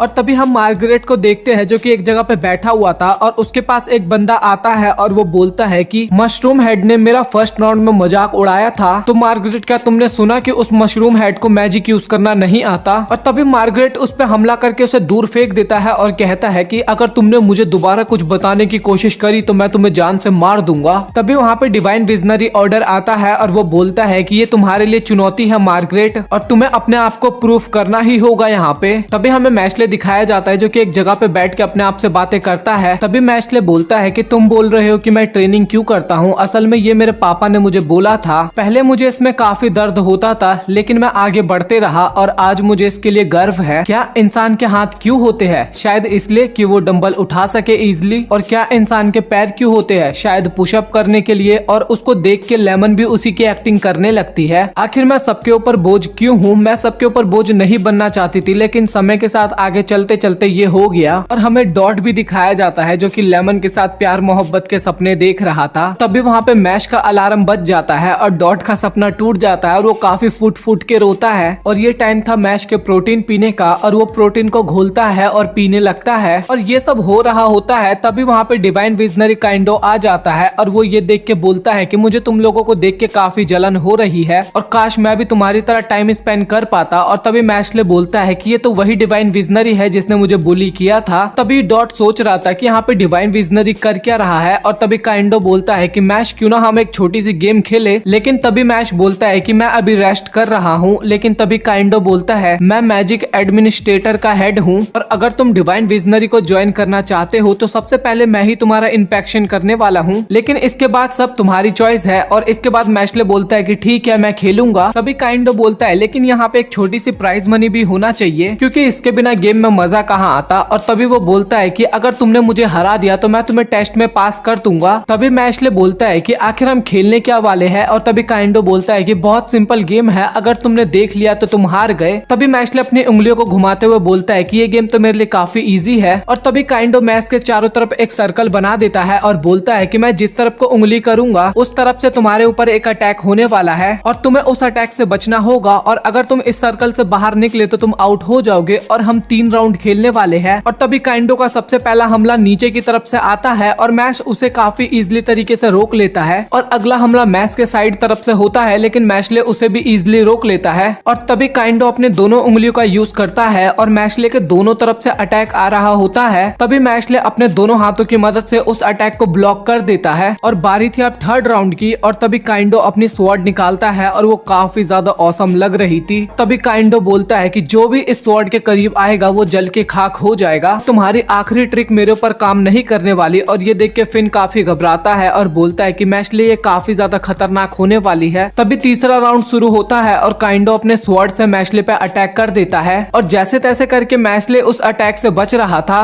और आखिरी अटैक मैश के नीचे से होने वाला था। लेकिन तभी मैशले उस जमीन को ही उखाड़ के उछल जाता है और वो उस अटैक से भी बच जाता है। लेकिन तभी मैशले के पास एक चिड़िया आती है और वो उसके जेब से क्रीम पफ चोरी करके भाग लेती है और इस कारण मैशले साइड में देख लेता है और तभी वो बोलता है कि मैं हार गया। और तभी काइंडो बोलता है कि चलो इसको छोड़ देते हैं हम। और तभी काइंडो बोलता है कि तो चलो फिर आज का मैच हम ड्रॉ कर देते हैं। और वो वहाँ से जाने लगता है और मन में सोचता है कि तुम जितने पावरफुल हो उस हिसाब से तो तुम मार्गरेट को नहीं हरा पाओगे। और तभी फिन पूछता है मैशले से तुम्हें क्या हुआ मैशले। और तभी मैशले बताता है कि अगर काइंडो वहाँ पे नहीं रुकता तो मैं काफी मुश्किल में आ जाता। और तभी फिर से हमें काइंडो दिखाया जाता है जो कि सोच रहा था कि वो मशरूम हेड अपने सर की मदद से मेरे स्वॉर्ड को रोकने वाला था और ऐसे बंदे को डिवाइन विजनरी बनने की क्या जरूरत है जिसके लिए वो मरने के लिए भी तैयार है। तो मैं तुम्हारा वेट करूंगा मैशले। फिर हमारा 3rd राउंड शुरू होता है और इसमें 1 वर्सेस 1 का मैच होने वाला था और मैशले का मैच होता है मार्गरेट के सामने। और अगर मैशले यहाँ पे हार जाता तो वो सब कुछ खो देने वाला था। और तभी मार्गरेट वहाँ पे कुछ बोलता है लेकिन मैशले उसकी बात पे ध्यान नहीं देता और अपने सूट में से एक क्रीम पफ को निकालता है। और मैशले बोलता है कि लड़ाई शुरू होने से पहले मुझे थोड़ी कैलोरी चाहिए। और मार्गरेट भी अपना स्नैक्स लेके आया था और सभी लोग उस मैच के लिए काफी एक्साइटेड थे। और तभी हमें प्रिंसिपल और काइंडो दिखाए जाते हैं जहाँ पे काइंडो सोच रहे थे कि ऑर्डर को मार्गरेट के ऊपर काफी भरोसा है तो क्या उनके स्ट्रेंथ के बीच में बहुत डिफरेंस है और क्या मार्गरेट मैशले को सच में खत्म कर सकता है। और फाइनली उनकी बैटल स्टार्ट होती है और तभी मार्गरेट वहाँ पे अपनी छड़ी निकालता है और मैशले भी उसकी तरफ दौड़ना शुरू करता है और मार्गरेट वहाँ पे बेसिक सा स्पेल का यूज करता है। तभी मार्गरेट मैजिक को बॉल में बदल के मैशले पे अटैक करता है और मैशले उस बॉल को थ्रो करने की कोशिश कर रहा था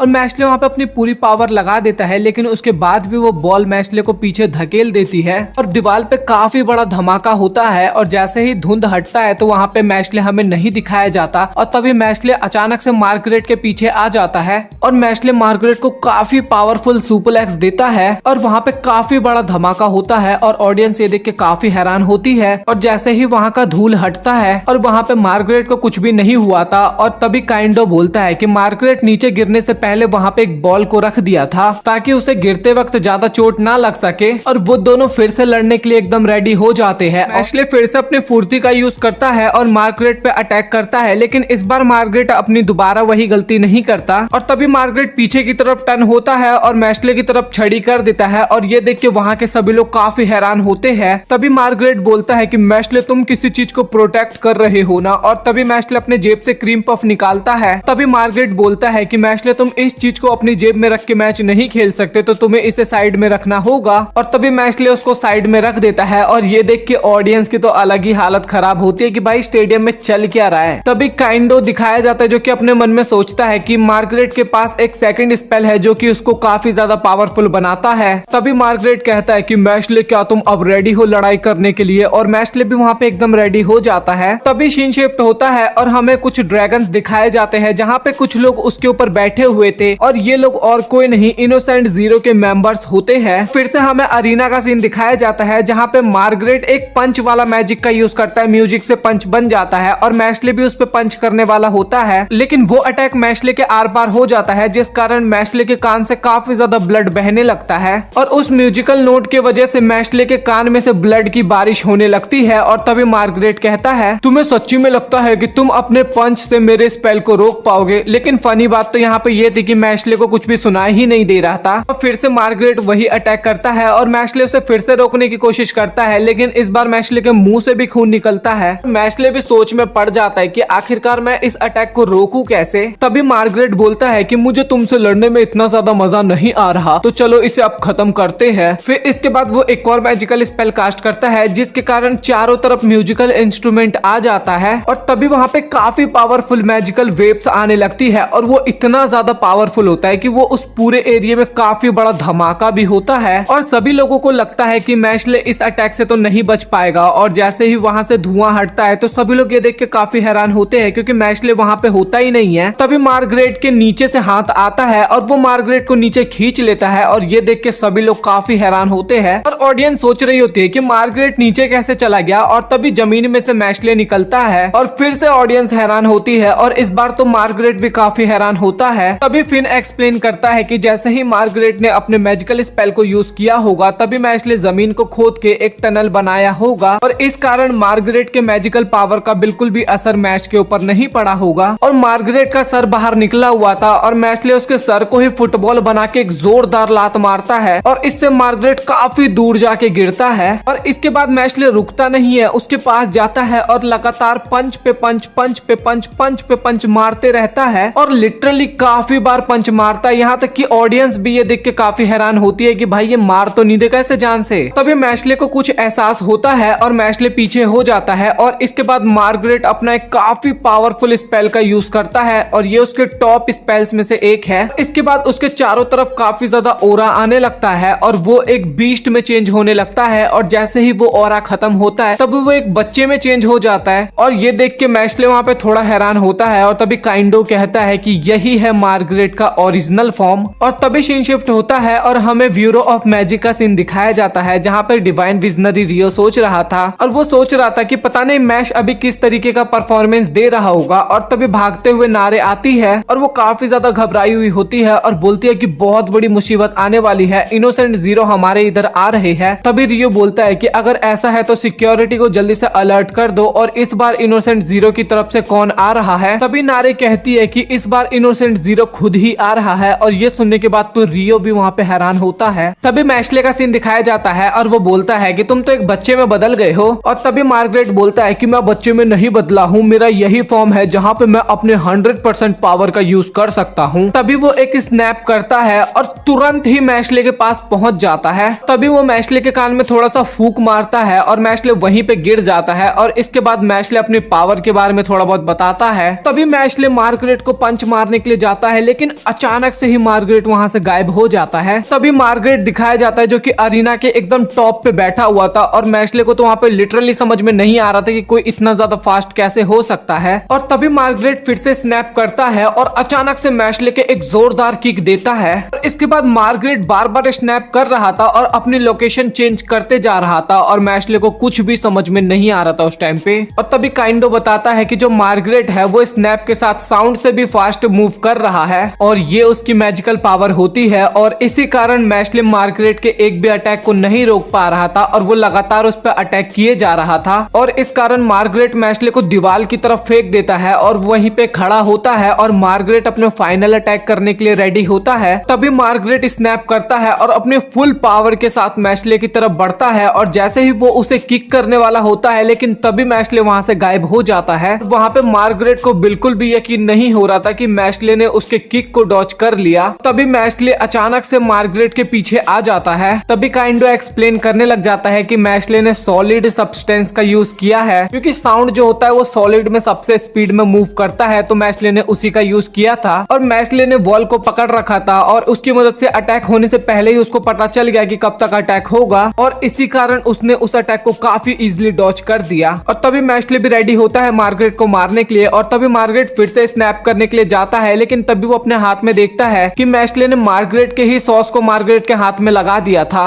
और इस कारण उसके स्नैप में कोई भी आवाज नहीं आ रहा था और इसी का फायदा उठा के मैश्ले उस पर अटैक करने के लिए जाता है और मैश्ले काफी तेज एक पंच मारता है और मार्गरेट वहीं वहीं पे नीचे गिर जाता है और सभी लोगों को लग रहा था कि मार्गरेट वहीं पे हार जाएगा, लेकिन तभी लैंस बोलता है कि नहीं, अभी मार्गरेट के पास उसका सेकंड स्पेल बाकी है। तभी मार्गरेट दिखाया जाता है जो कि बोलता है कि अब तो मानना ही पड़ेगा कि मैश तुम एक वर्दी अपोनेंट हो, लेकिन अब तैयार हो जाओ मेरे सबसे ज्यादा पावरफुल मैजिकल स्पेल के लिए। और इसके बाद वो अपने सेकंड स्पेल का यूज करता है और वहां पे पर्पल रेस चारों तरफ भर जाता है। इसके बाद अरीना में एक मैजिकल बेल अपेयर होता है और वहां पे मैशले को तो कुछ भी समझ में नहीं आता, तो मार्गरेट अपना फर्ज अदा करता है और उसको बताता है कि ये बेल 1 मिनट बाद बजना शुरू कर जाएगा और अगर ये बेल बज जाता है तो ये तुम्हारे पूरे पावर को खत्म कर देगा और इसको रोकने का सिर्फ एक ही उपाय है, तुम मेरे से मेरी छड़ी छीन लो और इसको नष्ट कर दो। लेकिन तुम ये कभी नहीं कर पाओगे क्योंकि तुम मुझे पकड़ ही नहीं पाओगे। और मैशले उसको पकड़ने के लिए जाता है, लेकिन तभी वो स्नैप की मदद से गायब हो जाता है। मैशले उसको पकड़ने की कोशिश कर रहा था और बार बार मार्गरेट वहां से भागे जा रहा था और तभी मार्गरेट बोलता है कि 30 सेकंड ऑलरेडी हो चुके हैं। मैशले और भी ज्यादा मेहनत करता है लेकिन वो उसे नहीं पकड़ पाता और अब तो केवल 15 सेकंड ही बचे थे। इसके बाद तो बेल भी ग्लो करने लगता है और तभी मैशले को फील होता है कि वो इस तरीके से तो मार्गरेट को नहीं पकड़ पाएगा। और तभी मैशले जमीन में पंच करता है और बहुत ही मोटी सी जमीन को उखाड़ के सीधा मार्गरेट के ऊपर फेंकने वाला होता है और मार्गरेट वहां से निकलने वाला होता है, लेकिन तभी उसके सामने मैशले आ जाता है और मार्गरेट फिर से स्नैप करके वहां से भागने की कोशिश करता है, लेकिन मैशले भी इस बार उसके पीछे होता है। तभी मैशले उसके कपड़े को पकड़ लेता है और उसको अपनी तरफ खींचता है। तभी मार्गरेट का वॉन्ड उसके हाथ से छूट जाता है और तभी मैशले उसके वॉन्ड को पकड़ता है और वहीं पे उसके वॉन्ड को तोड़ देता है और इसी के साथ जो बेल था वो डिसअपेयर हो जाता है और फाइनली यहाँ पे मैशले ने उसकी वॉन्ड को भी तोड़ दी थी। और तभी मार्गरेट नीचे गिरा हुआ होता है और बोलता है कि बिना मैजिक यूज के भी तुमने मुझे इतना अच्छा टक्कर दिया है, तो सच बोलूं तो तुम मुझसे जीत चुके हो और मैं फाइनली अपने हार को एक्सेप्ट करता हूँ। और इसके बाद मैशले डिवाइन विजनरी बनने के एक कदम और क्लोज आ जाता है और उसकी इस खुशी में सभी लोग काफी खुश होते हैं, खासकर उसके दोस्त। और वहाँ पे उसके दोस्त ही नहीं बल्कि सभी लोग, जितने भी लोग थे सभी लोग काफी ज्यादा खुश होते हैं और वहाँ पे सभी लोग खुश हो ही रहे थे, लेकिन तभी वहाँ का एनवायरनमेंट एकदम से चेंज हो जाता है, पर्पल सा लाइट आ जाता है और वहाँ का जो आसमान था ना वो उसमें क्रैक आने लगता है। तभी आसमान फटता है और उसमें से एक ड्रैगन निकलता है और ड्रैगन के ऊपर बैठा हुआ था इनोसेंट जीरो। और जैसे ही इनोसेंट वहाँ पे आता है वो टाइम को अपने मैजिकल पावर की मदद से फ्रीज कर देता है और सभी लोग वहीं पे स्टैचू हो जाते हैं। वो नीचे आते हैं मैशले के पास और बोलते हैं कि मैश, तुम्हें पता नहीं है मैं तुम्हारा कितने टाइम से वेट कर रहा था, मैं तुम्हें कब से ढूंढ रहा था, तुम कितने ज्यादा सुंदर हो और मुझे लगा नहीं था कि तुम मुझे जिंदा मिल पाओगे। और तुम्हें ये पता नहीं कि मैं तुम्हें कितने टाइम से ढूंढ रहा था मेरे प्यारे बच्चे, और मैं तुम्हें अपने अंदर समा लूंगा और इसके बाद मैं पूरी तरीके से कंप्लीट हो जाऊंगा। और वो मैजिकल स्पेल कास्ट करने ही वाला था उसको अपने अंदर समाने के लिए या फिर उसको ऐड करने के लिए, लेकिन तभी वहाँ पे वेलवब आ जाते हैं और वो बोलते हैं कि इनोसेंट जीरो तुम ये नहीं कर सकते, मैं मैशले को तुम्हारे हवाले नहीं कर सकता। अभी मिस्टर वेलवब को रोकने के लिए इनोसेंट जीरो का एक बंदा सामने आता है और उस बंदे को लग रहा था कि वो मिस्टर वेलवब को काफी इजीली हरा देगा, लेकिन जैसे ही वो मिस्टर वेलवब की तरफ देखता है, जैसे ही वो उनके अंदर के ओरा का सामना करता है, उसी टाइम पे भाई लिटरली उसके पसीने पसीने हो जाते हैं, उस बंदे की हालत खराब हो जाती है वहाँ पे। तभी मिस्टर वेलवब बोलते हैं कि अच्छा तो तुम मेरी ताकत को महसूस कर पा रहे हो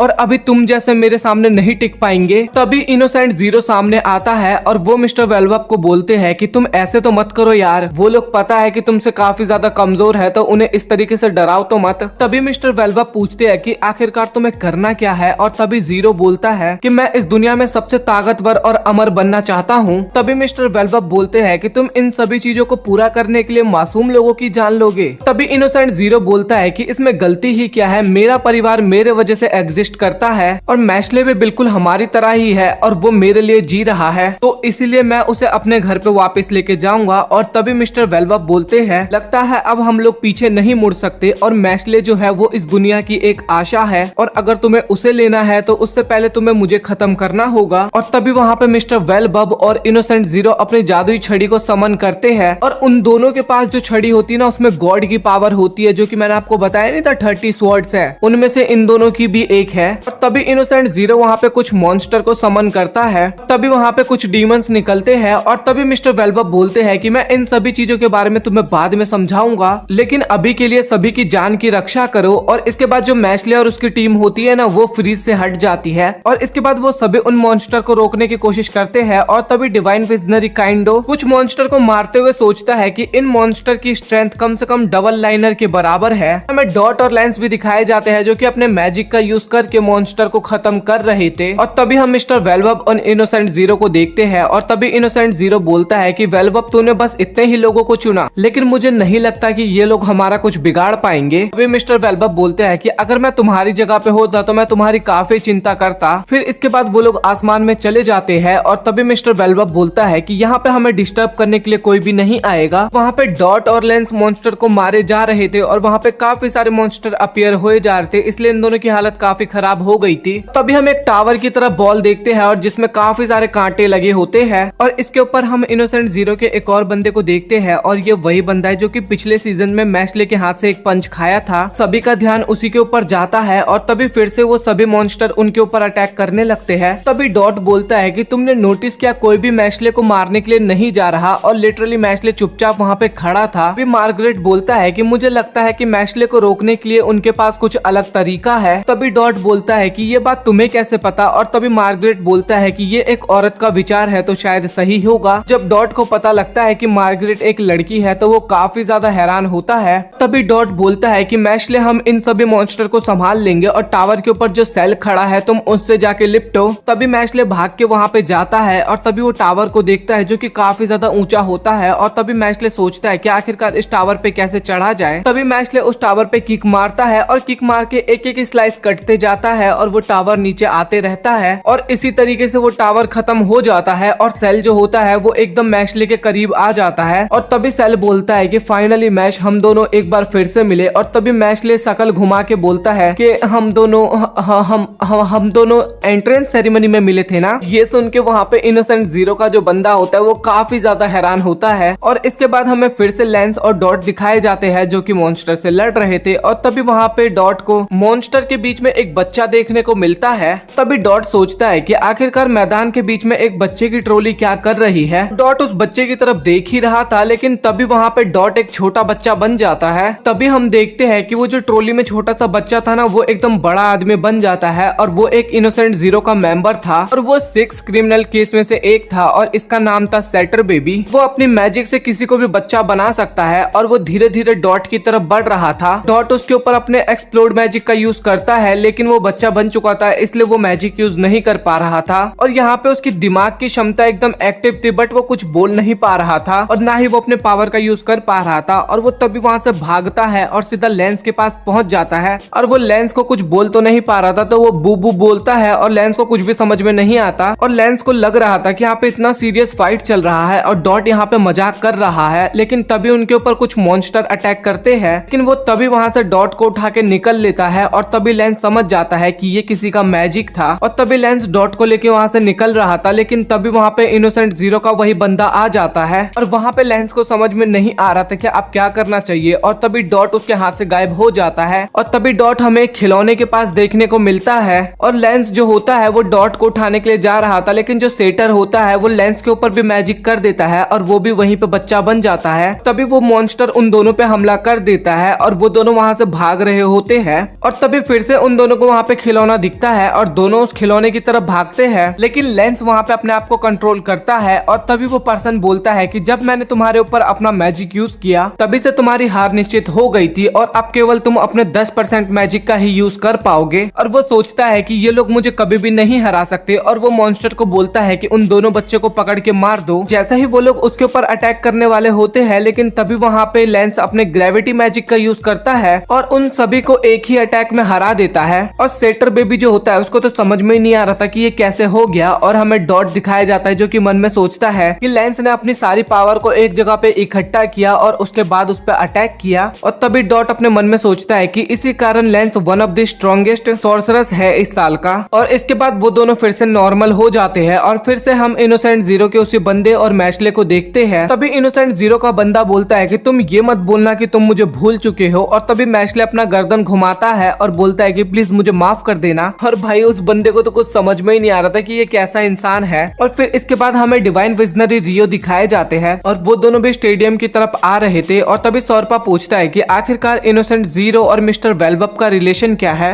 और तभी रियो बताता है कि वो दोनों अपने समय के बेस्ट मैजिशियन थे। एक शब्द में बोला जाए तो उन दोनों का मैजिकल पावर एकदम अनलिमिटेड है और इनोसेंट जीरो का रियल नाम एडन है और ऐसा कोई भी नहीं है जो कि इनोसेंट जीरो के डार्क मैजिक के सामने खड़ा हो सके। तभी हमें इनोसेंट जीरो और मिस्टर वेलबब दिखाए जाते हैं, जहाँ पे इनोसेंट जीरो बोलता है कि मिस्टर वेलबब क्या तुम खुश हो मुझे इतने साल बाद देख के, जैसे कि मैं तुम्हें देख के खुश हूँ। और इसके बाद एडम अपने सर से टोपी हटाता है और तभी हम देखते हैं कि उसका तो फेस ही नहीं होता। ये देख के मिस्टर वेलबब वहाँ पे काफी हैरान होते हैं और तभी इनोसेंट जीरो बोलता है कि तुम मुझे इस तरीके से क्यों देख रहे हो मिस्टर वेलबब, और तुम मुझे इस तरीके से देख रहे हो जैसे कि मैं एक मॉन्स्टर हूँ, और क्या तुम मेरे ऐसे होने के बाद भी मेरे दोस्त बनोगे। फिर इसके बाद वो अपना फेस ट्रांसफॉर्म करता है और अपने रियल रूप में आ जाता है और तभी मिस्टर वेलबब बोलते हैं कि तुमने अपनी इंसानियत खो दी है। अभी एडम बोलता है कि ऐसा बिल्कुल भी नहीं है, क्योंकि मेरी सारी आशाएं और ख्वाहिश इंसानों जैसी है, लेकिन मेरी लालच का कोई लिमिट नहीं है। अब मुझे केवल मैशले चाहिए और मैं ये भी चाहता हूँ कि मैं तुम्हें मार डालूं। तभी इनोसेंट जीरो वहाँ पे एक मैजिक का यूज करता है और ये देख के मिस्टर वेलबब वहाँ पे काफी ज्यादा हैरान होते हैं। फिर से हमें मैशले और सेल दिखाए जाते हैं, जहाँ पे सेल फिर से बोलता है कि क्या तुम सच में भूल गए हो कि मैं कौन हूँ। चलो तो अब बहुत हो गया, अब तुम्हारे मरने की बारी आ चुकी है। और इसके बाद वो मैशले के ऊपर अटैक कर देता है, लेकिन मैशले उसे काफी इजिली डॉज कर देता है। और तभी सेल बोलता है कि लगता है तुम्हारे दोस्त जिंदा बच गए, लेकिन कोई बात नहीं, तुम्हें यहाँ पे खत्म करने के बाद उन सभी को भी मार दूंगा। और मैशले उसी की तरफ लगातार देखे जा रहा था और तभी सेल बोलता है कि तुम इस तरीके से मुझे क्यों देख रहे हो, और वो फिर से मैशले के ऊपर अटैक करता है। और इसके बाद मैशले की तरफ ये नुकीली चीजें होती है, ये अटैक करने के लिए बढ़ती है और फिर से हमें डॉट दिखाया जाता है जो कि काफी परेशान होता है और सोचता है कि पिछली बार मैशले की मदद किया जा रहा था उस सेल से लड़ने के लिए। और फिर से हमें सेल और मैशले दिखाए जाते हैं, जहाँ पे सेल मैशले को देख के काफी हैरान होता है कि मैशले जो होता है उस बंदे ने जो अटैक किया था ना, उसके अटैक पे चल रहा था, भाग रहा था उसके ऊपर। फिर मैशले उसी की तरफ भागते भागते आ रहा होता है। तभी मैशले उस बंदे के काफी क्लोज आता है और उसे एक जोरदार पंच मारता है और एक ही पंच में वो बंदा ढेर हो जाता है। और तभी सेल सोचता है कि लास्ट टाइम जब मैंने मैशले के ऊपर अटैक किया था तो वो बस अपने आप को बचाने की कोशिश कर रहा था, लेकिन अब। और तभी मैशले उसके पास आने लगता है, वो बोलता है कि अच्छा मुझे अब याद आ चुका है कि तुम कौन हो, लेकिन अब तुम्हारा चाम मेरे ऊपर काम नहीं करने वाला। और ये देख के इनोसेंट जीरो का बंदा वहाँ पे थोड़ा घबराता है। हमें एडम जॉब्स की बैक स्टोरी बताई जाती है और वो टॉप के मैजिशियंस में से एक थे और उन्होंने सोसाइटी के लिए भी बहुत ही अच्छे काम किए थे। उन्होंने मैजिकल एजुकेशन को स्टैब्लिश किया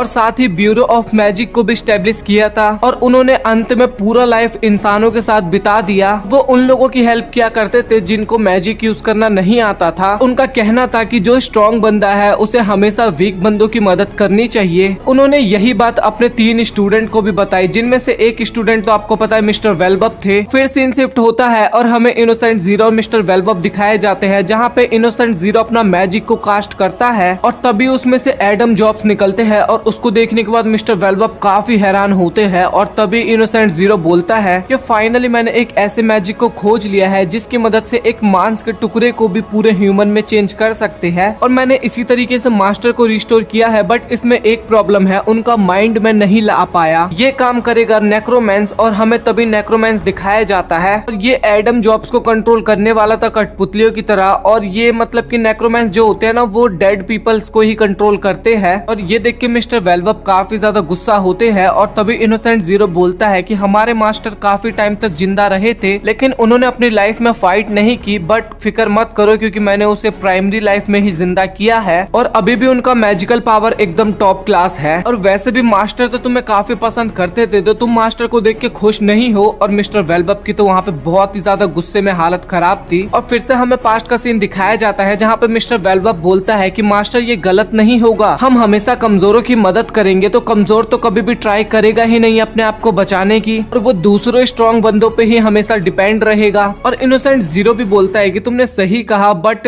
तुम मास्टर से डिबेट करने वाले हो, तुम पागल वागल हो क्या? अभी तुम्हारी एज ज्यादा नहीं हुई है, इसलिए तुम्हें समझ में नहीं आ रहा, बट एक टाइम बाद तुम भी इस बात को समझोगे क्योंकि तुम भी काफी स्ट्रॉन्ग हो। और इसके बाद हमें प्रेजेंट का सीन दिखाया जाता है, जहाँ पे मिस्टर वेलबब अटैक तो करना चाहते थे लेकिन करते नहीं है। तभी मिस्टर वेलबब सोचते हैं कि मास्टर जो कि बहुत ही ज्यादा महान जादूगर थे, लेकिन वो टाइम बीत चुका है और मुझे अभी फाइट करना ही होगा और किसी को भी बख्शना नहीं होगा। तो मुझे ये प्रूफ करना ही होगा कि मैं सबसे ज्यादा स्ट्रॉन्गेस्ट जादूगर हूँ। और तभी नेक्रोमैन जो होता है वो मिस्टर वेलबब की तरफ देखता है और बोलता है कि मिस्टर वेलबब एक डिवाइन विजनरी, तुम इस पूरे वर्ल्ड में अपने मैजिकल पावर से रूल कर रहे हो और इसमें कोई शक नहीं कि तुम इस पूरे वर्ल्ड के सबसे पावरफुल मैजिक यूजर में से एक हो, लेकिन बस फिलहाल के लिए। और इसके बाद वो एडम जॉब्स की पावर की मदद मदद से एक मैजिकल स्पेल को यूज करता है। मिस्टर वेलबब उसे डॉज तो कर लेते हैं लेकिन वो बहुत ही ज्यादा पावरफुल मैजिक था और फिर से वो एक और अटैक करता है डार्क स्नेक करके, और वो अटैक से भी मिस्टर वेलबब डॉज तो कर लेते हैं लेकिन वो अटैक थोड़ा सा उनके कपड़े में लग जाता है, इस कारण उनका कपड़ा ही जलने लग जाता है। और मिस्टर वेलबब को ये देख के तो फील हो जाता है कि मास्टर ये भले ही ओरिजिनल ना हो लेकिन उनकी पावर ये एकदम ओरिजिनल है। और तभी नेक्रोमैंस कहता है कि एडम जो बहुत ही ज्यादा पावरफुल थे और इनका जो एक डार्क मैजिक है, और डार्क मैजिक इतना ज्यादा पावरफुल है कि वो किसी भी चीज को टच करता है तो वो वॉइड में चला जाता है, यहाँ तक कि अपोनेंट का जो मैजिकल पावर है वो भी वॉइड में चला जाता है। और इसीलिए मिस्टर वेलबब ने केवल उस अटैक को डॉज किया क्योंकि उनको भी पता है कि वो इस मैजिक के आगे कुछ भी नहीं है। काफी ज्यादा हंसता है और वो बोलता है कि ये टॉय मुझे बहुत ज्यादा पसंद आया,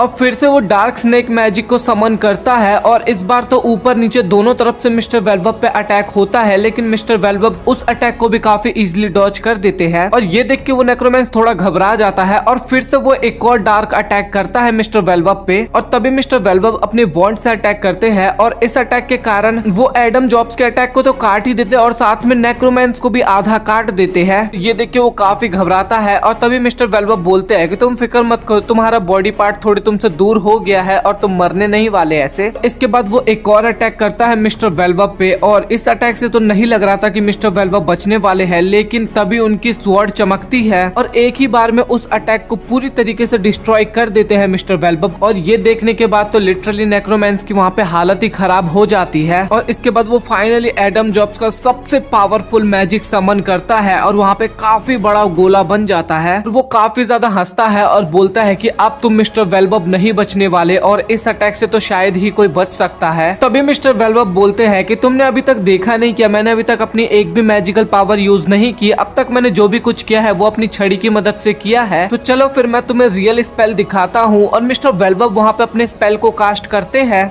और तभी मिस्टर वेलबब अपने अटैक को यूज करते हैं और वो जो गोला था ना डार्क मैजिक, वो एक ही बार में डिस्ट्रॉय हो जाता है और वो अटैक सीधा नेक्रोमैंस और एडम जॉब्स पे जाके लगता है। और मिस्टर वेलबब की इतनी ज्यादा पावर देख के इनोसेंट जीरो भी बोलता है कि तुम्हें बिल्कुल भी बदलाव नहीं आया है मिस्टर वेलबब। मिस्टर वेलबब बोलते हैं कि अब अगली बारी तुम्हारी है जीरो। और तभी हमें सेल और मैशले दिखाया जाता है और वहाँ पे मैशले बोलता है कि आखिरकार तुम मुझे परेशान क्यों कर रहे हो। और तभी सेल बताता है जहाँ पे एक डार्क मैजिक के थ्रू एक इमोर्टल हार्ट को क्रिएट किया जाता है 6 बच्चों के हार्ट्स को मिला के। और तभी वो बताता है कि इनोसेंट जीरो जो है उन्होंने 6 बच्चों को बनाया था ताकि वो एक वेसल की तरह काम करे एक हार्ट को बड़ा करने में। और सीधी भाषा में बोला जाए तो फादर ने तुम्हें बनाया है ताकि वो एक अपनी परफेक्ट बॉडी बना सके, तुम फादर के लिए एग्जिस्ट करते हो। और ये सुनने के बाद तो वहाँ पे मैशले काफी ज्यादा हैरान होता है और तुम्हें इसलिए काफी ज्यादा खुश होना चाहिए। और तभी मैशले बोलता है कि अच्छा तो मैं अब समझा, मैं एक प्रोटीन जैसा हूँ जो मसल को स्ट्रॉन्ग करता है। और वहाँ पे सेल को तो कुछ भी समझ में नहीं आता और तभी मैशले बोलता है कि आज दिमाग की ज्यादा ही एक्सरसाइज हो गई तो मैं अब सो जाता हूँ। और वो लिटरली फाइट के ग्राउंड में ही सो जाता है। तभी सेल वहाँ पे मैशले को उठाता है और तभी मैशले उठता है और बोलता है कि मुझे तो लगा था कि मैं ये सपना देख रहा हूँ, और क्या तुम मेरे भाई हो? नहीं, मैं एक क्लोन हूँ और फादर ने मुझे अपने गोल को अचीव करने के लिए बनाया था। और फादर का बॉडी पार्ट बनना ये कितना महान की बात है, लेकिन फादर ने तुम जैसे घटिया बंदे को चुना है। और वैसे भी तुम्हारी लाइफ एकदम बेकार ही थी, तो तुम खुश हो जाओ कि तुम्हारी बॉडी मास्टर के यूज आने वाली है। और तभी मैशले एक जोरदार पंच सेल को मारता है जिससे सेल काफी दूर जाके गिरता है। तभी मैश बोलता है कि मुझे फर्क नहीं पड़ता कि मैं कैसा इंसान हूँ, बट मैं अपनी लाइफ में एकदम परफेक्ट हूँ और आओ और मुझे टक्कर दो। और इसके बाद सेल भी उठता है और वो अपने पावरफुल मैजिक को समन करता है और उसके पास भी गॉड ऑफ आयरन की पावर होती है। तभी सेल बोलता है कि ये मेरे वॉन्ड का एकदम ट्रू पावर है और तुम इस अटैक से तो बिल्कुल भी नहीं बचने वाले। और तभी सेल डायमंड कटर से अटैक करता है और मैशले तो उस अटैक को डॉज कर लेता है, लेकिन स्कूल पे वो अटैक लग जाता है और स्कूल आधा कट जाता है एकदम कागज की तरह। तभी सेल बताता है कि ये जो ब्लेड है ये किसी भी चीज को काफी इजीली काट देंगे और ये तुम्हें तब तक हर्ट करेंगे जब तक कि तुम्हें ये काट ना दे। और इसके बाद मैशले पे काफी ज्यादा ब्लेड आते हैं और सभी ब्लेड को मैशले डॉज कर लेता है। और तभी मैशले नोटिस करता है कि सेल के पास 2 और ब्लेड है जिसका अभी तक उसने यूज ही नहीं किया। और ये देख के मैश्ले थोड़ा घबराता है और कुछ प्लान सोचने लगता है। और तभी सेल बोलता है कि अच्छा तुम डर गए, तुम फिक्र मत करो, मैं यहाँ से तब तक नहीं जाऊंगा जब तक तुम अपने आप को सैक्रिफाइस करने के लिए तैयार ना हो जाओ। तभी जो उसका आसमान में ब्लैक स्पाइक्स था ना, उस पे वो पावर सम्मन करता है। और तभी मैश्ले बोलता है कि अच्छा तुम्हारे पास ट्रिक्स तो बहुत सारी है। तभी सेल बोलता है कि यहाँ पे जितने भी स्टूडेंट्स हैं उन सभी को मेरे ये जो कांटे हैं आसमान में जो होते हैं वो सभी एक ही बार में खत्म कर सकते हैं। कुल मिला के देखा जाए तो तुम्हारे दोस्त को मैं यहीं पे खत्म करने वाला हूँ, तो तुम्हारे पास एक ही मौका है, जल्दी से अपने आप को गिव अप कर दो। फिर से वो मैश्ले पे अटैक करता है, लेकिन मैश्ले पीछे की तरफ भागने लगता है। और ये देख के सेल भी काफी हैरान होता है और सोचता है क्या मैश्ले डर गया है और वो यहाँ से भागना चाहता है, और काफी हैरान होता है। और तभी अचानक से मैश्ले उसके पीछे आता है। तभी मैश्ले बोलता है कि मैंने अपने स्कूल का पूरा एक चक्कर लगा लिया है। और ये सुनने के बाद तो भाई सेल एकदम ही हैरान हो जाता है। ये पॉसिबल ही नहीं हो सकता कि कोई बंदा इतना ज्यादा फास्ट हो। और उसको डर था कि मैश्ले उसके ऊपर अटैक न कर दे, इसलिए वो अपने पूरी बॉडी को डायमंड में चेंज कर देता है। बोलता है कि इस चीज को तो कोई भी नहीं काट सकता, बट तुम्हें तो काट सकता हूँ ना मैं। और तभी उसके पास 2 ब्लेड आते हैं और मैश्ले को काट देता है। अगले ही सीन में हमें मैश्ले जमीन पे पड़ा हुआ दिखाई देता है और उसकी बॉडी से काफी ज्यादा ब्लड भी लॉस होता है। इसके बाद सेल हंसता है और बोलता है कि तुम इतने ज्यादा पावरफुल भी नहीं हो और तुम्हारे दोस्तों को भी मैं अब तुम्हारी तरीके से ही मारूंगा। तभी सेल देख के काफी हैरान होता है क्योंकि मैश्ले के सर की जगह पे वहाँ पे क्रीम पफ रखा हुआ था। तभी मैश्ले वहाँ पे काफी सारा क्रीम पफ लेके आता है और वो क्रीम पफ सीधा वो सेल को खिलाने लगता है और बोलता है कि भाई आज तो मेरी तरफ से पार्टी है, जल्दी खा ले। मैश्ले तो उसके मुंह में क्रीम पफ ठूसते रहता है और सेल सोचता है कि मैंने तो तुम्हें मार दिया था ना, तो तुम वापस कैसे आ गए। इसके बाद हमें बताया जाता है कि मैश्ले कैसे बच गया और इस कंडीशन को हाइपोक्सिया बोला जाता है। और इसके अंदर अगर ब्रेन को पूरी मात्रा में ऑक्सीजन ना मिले ना तो उसको कुछ इल्यूजन दिखाई देने लगते हैं। और मैश्ले को पता चल चुका था कि मैं इतने टाइम में सेल को तो नहीं हरा पाऊंगा, तो वो उसका गर्दन दबा देता है, जिसके कारण सेल को पूरी तरीके से ऑक्सीजन नहीं मिल पाता। और वो इतनी तेज गर्दन दबाता है कि सेल 1 सेकंड के अंदर ही एकदम ब्लैंक हो जाता है। फिर हमें वो जो ब्लैक स्पाइक्स दिखाए जाते हैं आसमान में वो भी डिस्ट्रॉय हो जाते हैं। और तभी मैश्ले बोलता है कि सेल भाई सुन, मैं अपने स्कूल से बहुत ज्यादा प्यार करता हूँ और अगर कोई मेरे स्कूल को परेशान करेगा तो वो मुझे परेशान करेगा, तो मैं तो उसे बिल्कुल भी नहीं छोड़ने वाला। तो नरे और रियो दिखाए जाते हैं और वो दोनों ईस्टर्न मैजिक एकेडमी की तरफ बढ़ रहे थे और वो लोग पहुंचने ही वाले होते हैं। लेकिन तभी रियो देखता है कि नरे वहाँ पे अचानक से फ्रीज हो गया है। और ये चीज देख के रियो काफी ज्यादा हैरान हो जाता है और तभी उसका ध्यान बर्ड्स के ऊपर जाता है और देखता है कि वो भी वहाँ पे फ्रीज हो रखे हैं। और इससे रियो को पता चल जाता है कि यहाँ पे टाइम स्टॉप मैजिक का यूज किया गया है और इस कारण जिसकी भी पावर बहुत ही ज्यादा कम है वो यहाँ पे फ्रीज हो चुका है। इसके बाद रियो नारे को वहीं पे छोड़ के एकेडमी की तरफ बढ़ता है और उसके दिमाग में खाली यही चल रहा था कि मैश्ले को कुछ भी ना हो, क्योंकि इनोसेंट जीरो यहाँ पे केवल मैश्ले के लिए आया था। और इसके बाद रियो डिवाइन विजनरी काइंडो और ऑर्डर के पास जाता है।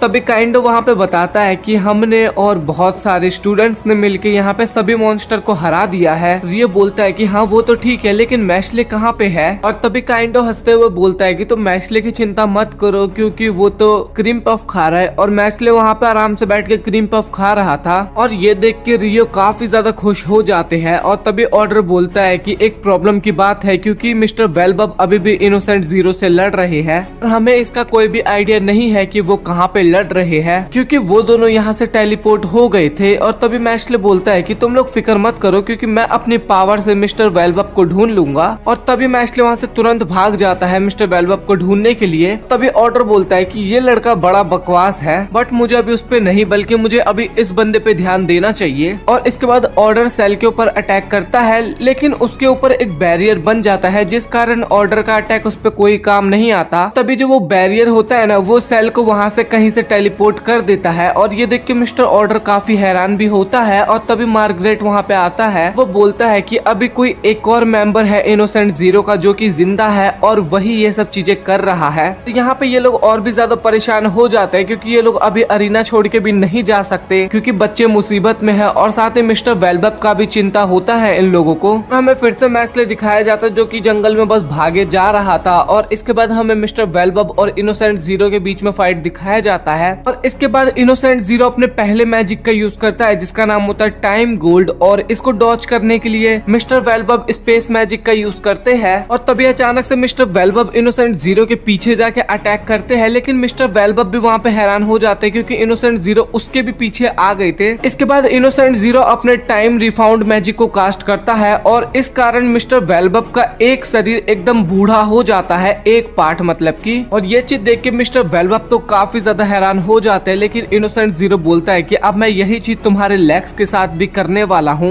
तभी मिस्टर वेलबब बोलते हैं कि तुम कितने ज्यादा पावरफुल हो गए हो बीस्ट, और मुझे अब तुम्हारे ऊपर अपना पावर यूज करना ही होगा। और इसके बाद जो मिस्टर वेलबब होते हैं वो लगातार अपने स्पेस मैजिक की मदद से इनोसेंट जीरो के ऊपर अटैक करते हैं और वो काफी पावरफुल अटैक भी होता है। लेकिन तभी इनोसेंट जीरो की आवाज मिस्टर वेलबब के पीछे से आती है, तुम काफी ज्यादा कमजोर हो चुके हो मिस्टर वेलबब। और ये सुन के वो काफी ज्यादा हैरान हो जाता है क्योंकि मिस्टर वेलबब तो आगे अटैक कर रहे थे लेकिन इनोसेंट जीरो पीछे होता है। और ये सब इनोसेंट जीरो अपने टाइम मैजिक की मदद से कर रहा था। और इनोसेंट जीरो इसके बाद फिर से टाइम रिफाउंड मैजिक का यूज करता है और वहाँ पे मिस्टर वेलबब का एक हाथ ही गायब हो चुका होता है। और इसके बाद मिस्टर वेलबब फिर से अटैक करने वाले होते हैं, लेकिन इनोसेंट जीरो बोलता है कि इसका कुछ भी फायदा नहीं होने वाला क्योंकि तुम हमेशा लोगों को प्रोटेक्ट करने की कोशिश करते हो और मैं केवल अपने गोल को कंप्लीट करने की कोशिश करता हूँ। हमारे बीच में मैजिक का डिफरेंस काफी ज्यादा है और मैं अपने आप को सैक्रिफाइस करने के लिए किसी के लिए भी तैयार नहीं हूँ, बट तुम इसके लिए हमेशा रेडी रहते हो। जिस इंसान के अंदर ईगो नहीं होता वो अपने आप ही एकदम कमजोर कहलाता है। और इसके बाद मिस्टर वेलबब अभी भी हार नहीं मानते थे, कैसा भी मौसम हो वो जरूर आते थे मिस्टर वेलबब के पास। और एक दिन मिस्टर वेलबब पूछ ही लेते हैं कि आप हमेशा यहाँ पे क्यों आते हो, और तभी मास्टर बताते हैं कि मैं यहाँ पे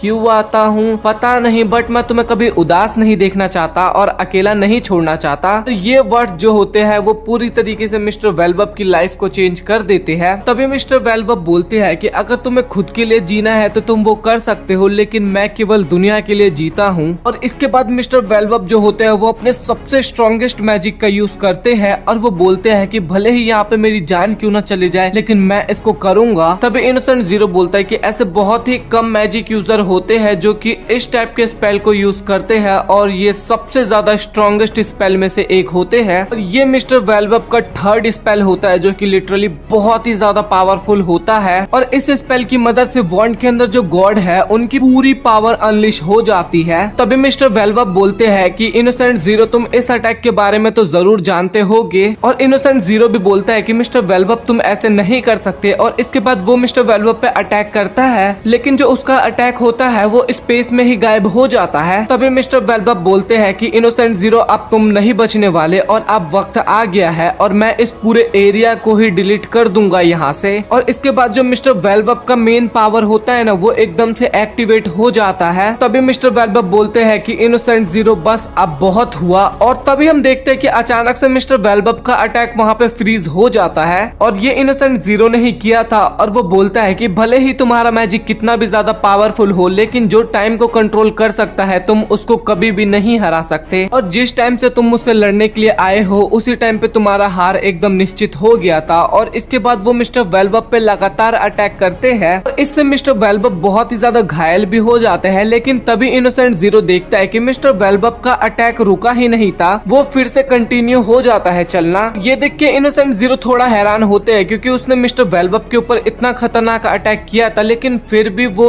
स्पेल जो था वो डिसअपेयर नहीं हुआ, वो और भी अच्छे से वर्क करने लगा। और तभी मिस्टर वेलबब बोलते हैं कि तुम थर्ड मैजिक के बारे में भूल गए हो, अगर इस मैजिक को एक बार एक्टिवेट कर दिया जाए तो इस मैजिक का ऑनर चाहे मर भी क्यों ना जाए लेकिन उसके बाद भी ये अटैक कभी भी डिसअपेयर नहीं होगा। और अभी मैंने फाइनली अपनी पूरी एनर्जी को इस स्पेल में डाल दिया है और ये अटैक तुम्हें खत्म कर देने वाला है। और मिस्टर वेलबब बोलते हैं कि मैंने अपने स्टूडेंट्स को देखा है कि वो अपने दोस्तों के लिए क्या करते हैं और कितनी ज्यादा मेहनत करते हैं और मैं उनकी मेहनत को वेस्ट नहीं जाने दूंगा। मैं इस पूरी दुनिया को एक काफी अच्छे से वर्ल्ड में बदलना चाहता हूँ जिसके अंदर सभी के वीकनेस और सभी के प्रॉब्लम्स को समझे और उसकी मदद करे और एक काइंड वर्ल्ड बन जाए। और मैं सभी उन लोगों की मदद करना चाहता हूँ जो कि अभी वीक है जिस तरीके से मैं हुआ करता था। और तभी वो जो पूरा एरिया होता है ना वहाँ पे खाली लाइट ही लाइट भर जाता है और इससे सभी लोगों को पता चल जाता है कि मिस्टर वेलबब ने वहाँ पे अपने थर्ड स्पेल का यूज किया है।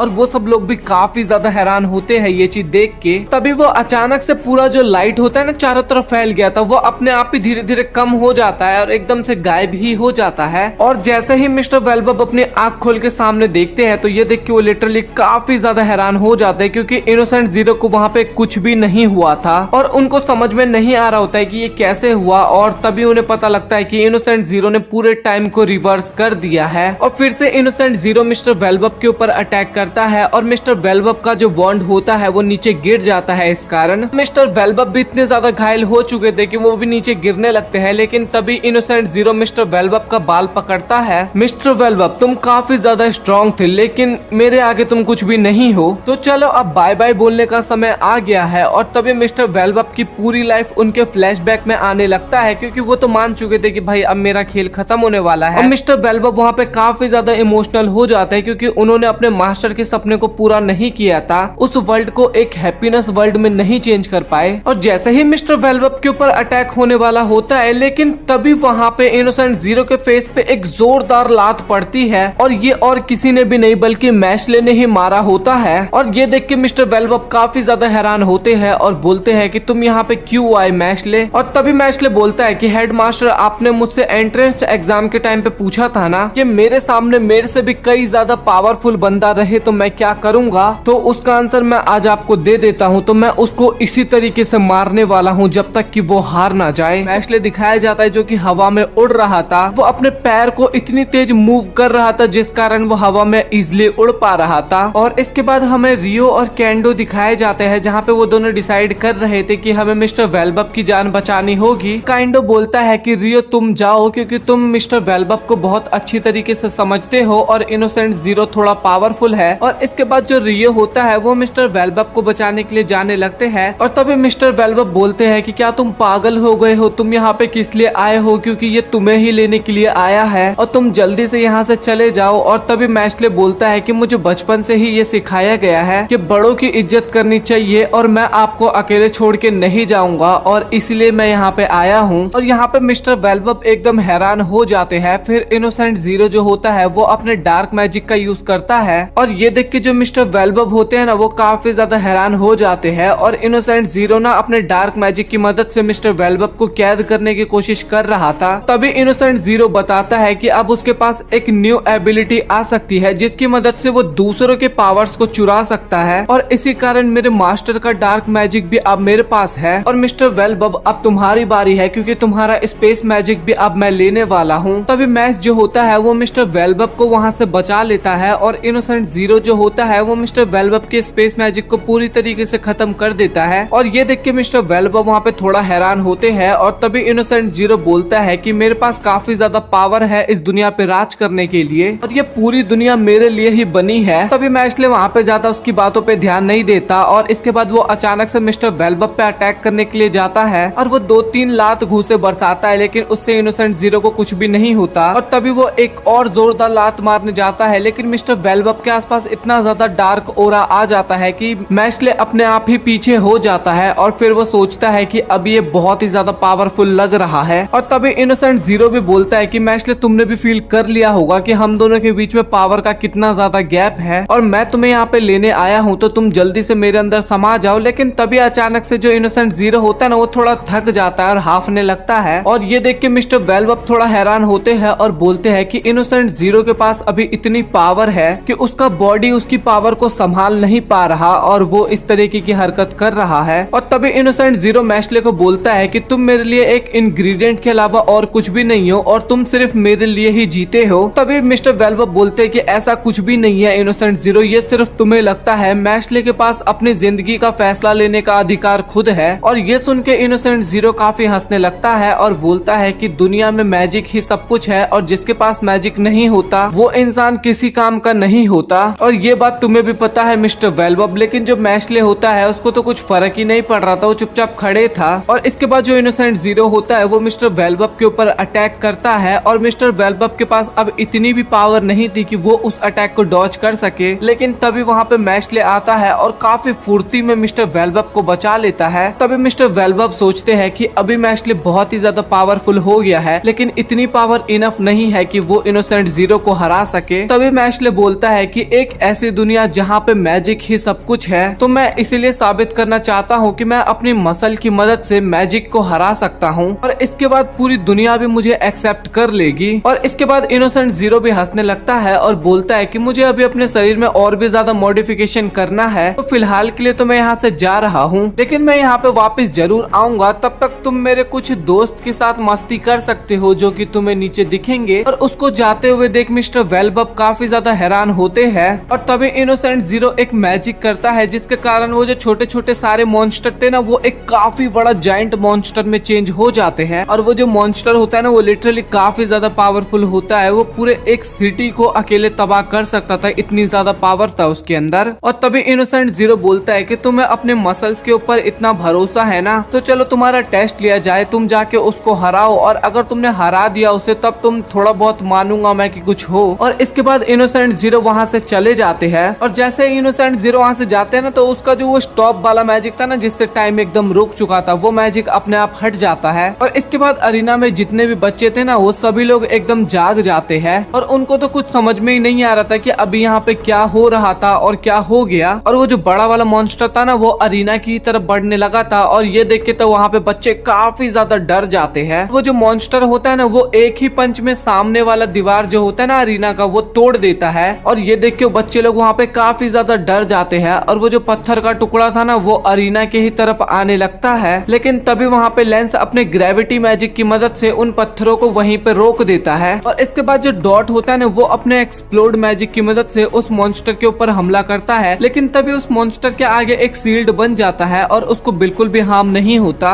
और ये देख के वहाँ पे डॉट भी काफी हैरान होता है। और तभी वहाँ पे डिवाइन विजनरी काइंडो आता है और वो बोलता है कि ये नलिफाइड वैरियर मैजिक है और इसको शायद कोई यूज कर रहा है, क्योंकि ये हमने सेल के टाइम पे भी देखा था। सेल को अटैक करते वक्त भी इस मैजिक का यूज किया गया था और अभी इस मॉन्स्टर के टाइम पे भी हो रहा है। और अगर हमें इस मॉन्स्टर को हराना है तो सबसे पहले हमें उस मैजिक यूजर को रोकना होगा। और इसके बाद जो काइंडो, डॉट और ऑर्डर होते हैं ना वो सभी लोग उस मैजिक यूजर को ढूंढने के लिए चले जाते हैं। और वो मॉन्स्टर अरीना की तरफ बढ़ते रहता है और सभी बच्चे अरीना से भागने की कोशिश करते हैं, लेकिन एग्जिट डोर पे मैजिक यूज किया गया था, इस वजह से वो बच्चे लोग वहां से नहीं भाग पा रहे थे। और सभी को तो लगा था कि बस वो लोग खत्म होने वाले हैं, मरने वाले हैं और वो मॉन्स्टर उन पे अटैक करने वाला होता है। लेकिन तभी वो अचानक से रुक जाता है और वहाँ पे किसी को भी समझ में नहीं आ रहा होता है कि ये कैसे हो रहा है। लेकिन तभी हम देखते हैं कि उस मॉन्स्टर को कोई पीछे की तरफ खींच रहा है और ये और कोई नहीं मैशले होता है जो कि उस मॉन्स्टर के चैन को पकड़ के पीछे की तरफ खींच रहा था। और इसके बाद वो मॉन्स्टर भी मैशले को अपनी तरफ खींचने लगता है और इसके बाद दोनों के बीच में टग ऑफ वार का कंपटीशन स्टार्ट होता है और दोनों का कंपटीशन एकदम तगड़ा नेट टू नेट चल रहा था। और ये देख के सभी ऑडियंस वहाँ पे काफी ज्यादा हैरान होती है और वो लोग सोचते हैं कि क्या मैश इसको अकेले हरा देगा। तभी वो लोग आपस में बात करने लगते हैं कि मेरा मतलब ये था कि वो मैजिक यूज नहीं करता और कोई व्यक्ति जो मैजिक यूज नहीं करता वो क्या हमारे स्कूल में टॉप करेगा और एक डिवाइन विजनरी बनेगा। ऐसा नहीं होना चाहिए, क्योंकि जो इस दुनिया में मैजिक यूज नहीं कर सकता उसके लिए इस दुनिया में कोई भी जगह नहीं होनी चाहिए। वहाँ पे सभी लोग अपना अलग अलग विचार बनाने लगते हैं, लेकिन सभी लोग मैशले के खिलाफ होते हैं। बट वो मॉन्स्टर तभी काफी तेज चिल्लाता है और काफी ज्यादा पावर भी बढ़ा देता है, लेकिन मैशले भी कुछ कम नहीं होता, वो भी काफी ज्यादा पावर लगाता है। वो भी इतनी ज्यादा पावर लगाता है कि वो जो चेन होता है ना वही आधा क्रैक हो जाता है और टूटने लगता है। इसके बाद जो ऑडियंस होती है ना फिर से सोचने लगती है कि हम क्या सोच रहे हैं, वो बंदा हमारे स्कूल को बचाने के लिए, हमें बचाने के लिए इतना कुछ कर रहा है और हम उसके मैजिक होने या ना होने पे सवाल कर रहे हैं। और इसके बाद धीरे धीरे सभी लोग उसको सपोर्ट करने लगते हैं, सभी लोग चेयर करने लगते हैं कि मैशले तुम ये कर सकते हो, तुम्हें ये करना होगा। और ये देख के फिन काफी ज्यादा हैरान होता है और उसको तो लगा ही नहीं था कि ये लोग कभी मैशले को सपोर्ट करेंगे। और फिन भी इसके बाद मैशले को चेयर करने लगता है और मैशले के अंदर इतनी ज्यादा ताकत आती है कि वो मॉन्स्टर को अपनी तरफ खींचता है और चैन को एकदम घुमा देता है और उस मॉन्स्टर को काफी दूर फेंकता है। और ये देख के ऑडियंस भी काफी ज्यादा खुश होती है और वो मैशले के लिए काफी ज्यादा चीयर करती है। और इसके बाद फिन जो होता है वो मैशले के पास आता है और फिन भी काफी ज्यादा खुश होता है मैशले के इस परफॉर्मेंस पे और जो ऑडियंस उसको सपोर्ट करती है इसके ऊपर। और तभी वहाँ पे लेमन भी आती है और वो मैशले को किस करने के लिए आगे बढ़ती है, लेकिन मैशले तो ठहरा मैशले, वो तो क्रीम पफ खाने में व्यस्त था। इसके बाद हमें मिस्टर वेलबब दिखाए जाते हैं जो कि एक जगह पे आराम से रेस्ट कर रहे थे और उनकी आंख खुलती है है तो उनके पास रियो होते हैं और वेल्वा पूछते हैं कि इनोसेंट जीरो का क्या हुआ, और तभी रियो बताता है कि इनोसेंट जीरो जा चुका है और उस मॉन्स्टर को मैशले ने मार दिया है। तो डिवाइन विजनरी काइंडो उस जादूगर को पकड़ लेता है जो कि उस प्रोटेक्शन मैजिक का यूज कर रहा था, और वहाँ पे डिवाइन विजनरी ऑर्डर आके उसे मारने वाला होता है, लेकिन काइंडो बोलता है कि तुम इसे मत मारना, लेकिन ऑर्डर बोलता है कि मैं इसे मारूंगा क्योंकि मैं अभी भी मिशेल के साइड नहीं हूँ। तभी काइंडो बोलता है कि जब तुम मिशेल की असली पावर देखोगे तब तुम समझ जाओगे कि आखिरकार वो है क्या। और ये बात वहाँ पे चारों तरफ फैल गई थी कि इनोसेंट जीरो ने ईस्टर्न मैजिक एकेडमी पे अटैक किया था, लेकिन वहाँ के डिवाइन विजनरियों ने मिलके उस मॉन्स्टर को हरा दिया और इनोसेंट जीरो को वहाँ से भगा दिया। और इस बात का जिक्र कहीं पे नहीं होने दिया कि उसमें मिशेल का भी हाथ था, मतलब कि मैशले ने उस स्कूल को बचाया था। इस चीज के बारे में वहाँ पे किसी ने भी जिक्र नहीं होने दिया। फिर इसके बाद हमें मैशले दिखाया जाता है जो कि अपने दोस्तों के साथ बीच पे एंजॉय करने के लिए जाता है, क्योंकि अभी पिछले कुछ दिन काफी ज्यादा मुश्किल गए थे इनके, तो अब इनको रेस्ट की जरूरत थी, तो बीच पे एंजॉय करने के लिए जाते हैं। और वहाँ पे लेमन सोचती है कि अभी हमारे कुछ दिन बेकार गए थे तो अभी हमें एंजॉय करना होगा ताकि हमारा मूड फ्रेश हो जाए। तभी वहाँ पे डॉट एक वाटरमेलन लेके आता है जो कि ऑक्टोपस वाटरमेलन होता है, और वो जो ऑक्टोपस होता है ना वो सीधा मैशले के चेहरे पे चिपक जाता है और उसका खून पीने की कोशिश करता है, लेकिन मैशले उस तरबूज को काफी इजीली तोड़ देता है और बोलता है कि अब हम इसे आसानी से खा सकते हैं। और इसके बाद डॉट और मैशले दिखाया जाता है जो कि स्विमिंग करने लगते हैं। इसके बाद हमें लेमन, डॉट और फिन दिखाया जाता है जो कि थोड़े बहुत टेंशन में होते हैं, क्योंकि वो लोग बात कर रहे थे कि अगर मैशले इनोसेंट जीरो का बेटा है तो वो मैशले को लेने के लिए जरूर आएगा और हमें तैयार होना होगा क्योंकि हमें मैशले को प्रोटेक्ट करना होगा।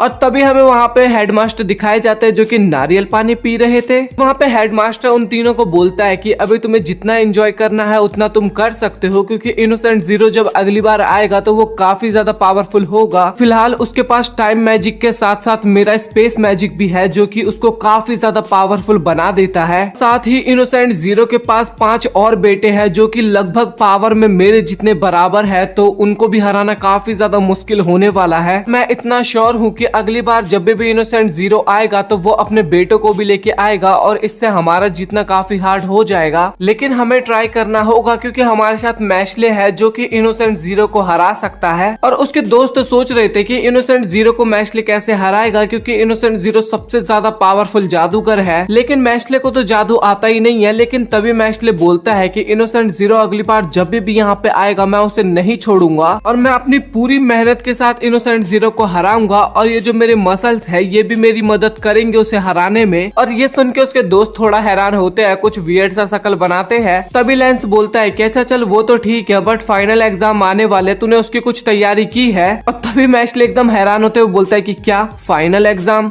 और फिर इसके बाद वो काफी ज्यादा कपकपाने लगता है। फिर इसके बाद हमें लेमन दिखाई जाती है जो कि मैशले को पढ़ा रही थी, और लेमन के साथ बाकी सभी भी मैशले को पढ़ा रहे थे ताकि वो एग्जाम को क्लियर कर पाए और डिवाइन विजनरी बनने के एक कदम और आगे जा पाए। बट मैशले का क्वेश्चन देख के वहाँ पे लिटरली हालत ही खराब हो जाती है। लेकिन तभी डॉट बोलता है कि अच्छा चलो मैं तुम्हें पढ़ा दूंगा और मेरे साथ बाकी सभी भी तुम्हें पढ़ाएंगे। और ये सुनने के बाद मैशले पूछता है कि भाई तुझे आता है कुछ जो तू मुझे पढ़ाएगा? तभी डॉट बोलता है कि हाँ भाई मैं भी पढ़ता हूँ, जब मेरे पास खाली समय बच जाता है तो मैं उस टाइम पे स्टडी कर लिया करता हूँ। और ये सुनने के बाद तो मैशले वहाँ पे और भी हैरान होता है, और इसके बाद उसे लेंस पढ़ाना शुरू करता है। और लेंस और बाकी सब उसे पढ़ाए जा रहे थे, बट मैशले को तो वहाँ पे कुछ भी समझ में नहीं आ रहा था। उसका दिमाग इतना ज्यादा फ्रस्ट्रेटेड हो गया था, इतना ज्यादा गर्म हो गया था कि तभी वहीं पे फट जाता है। और भाई ये सीन भी बहुत ही ज्यादा फनी होता है। और मैशले वहाँ पे पढ़ने की कोशिश करता है, बट उसके दोस्त जो होते हैं वो उसको बहुत ही गंदी नजरों से देखे जा रहे थे, इस कारण वो डर के मारे वहाँ पे पढ़ने लगता है फिर से। और इसके बाद वो ऐसी एक्टिंग करता है कि वो एकदम सीरियस हो रखा है पढ़ाई में, और जैसे उसके दोस्तों का ध्यान भटकता है ना, वो तभी अचानक से बड़ी तेज खिड़की तोड़ के वहाँ से भाग जाता है।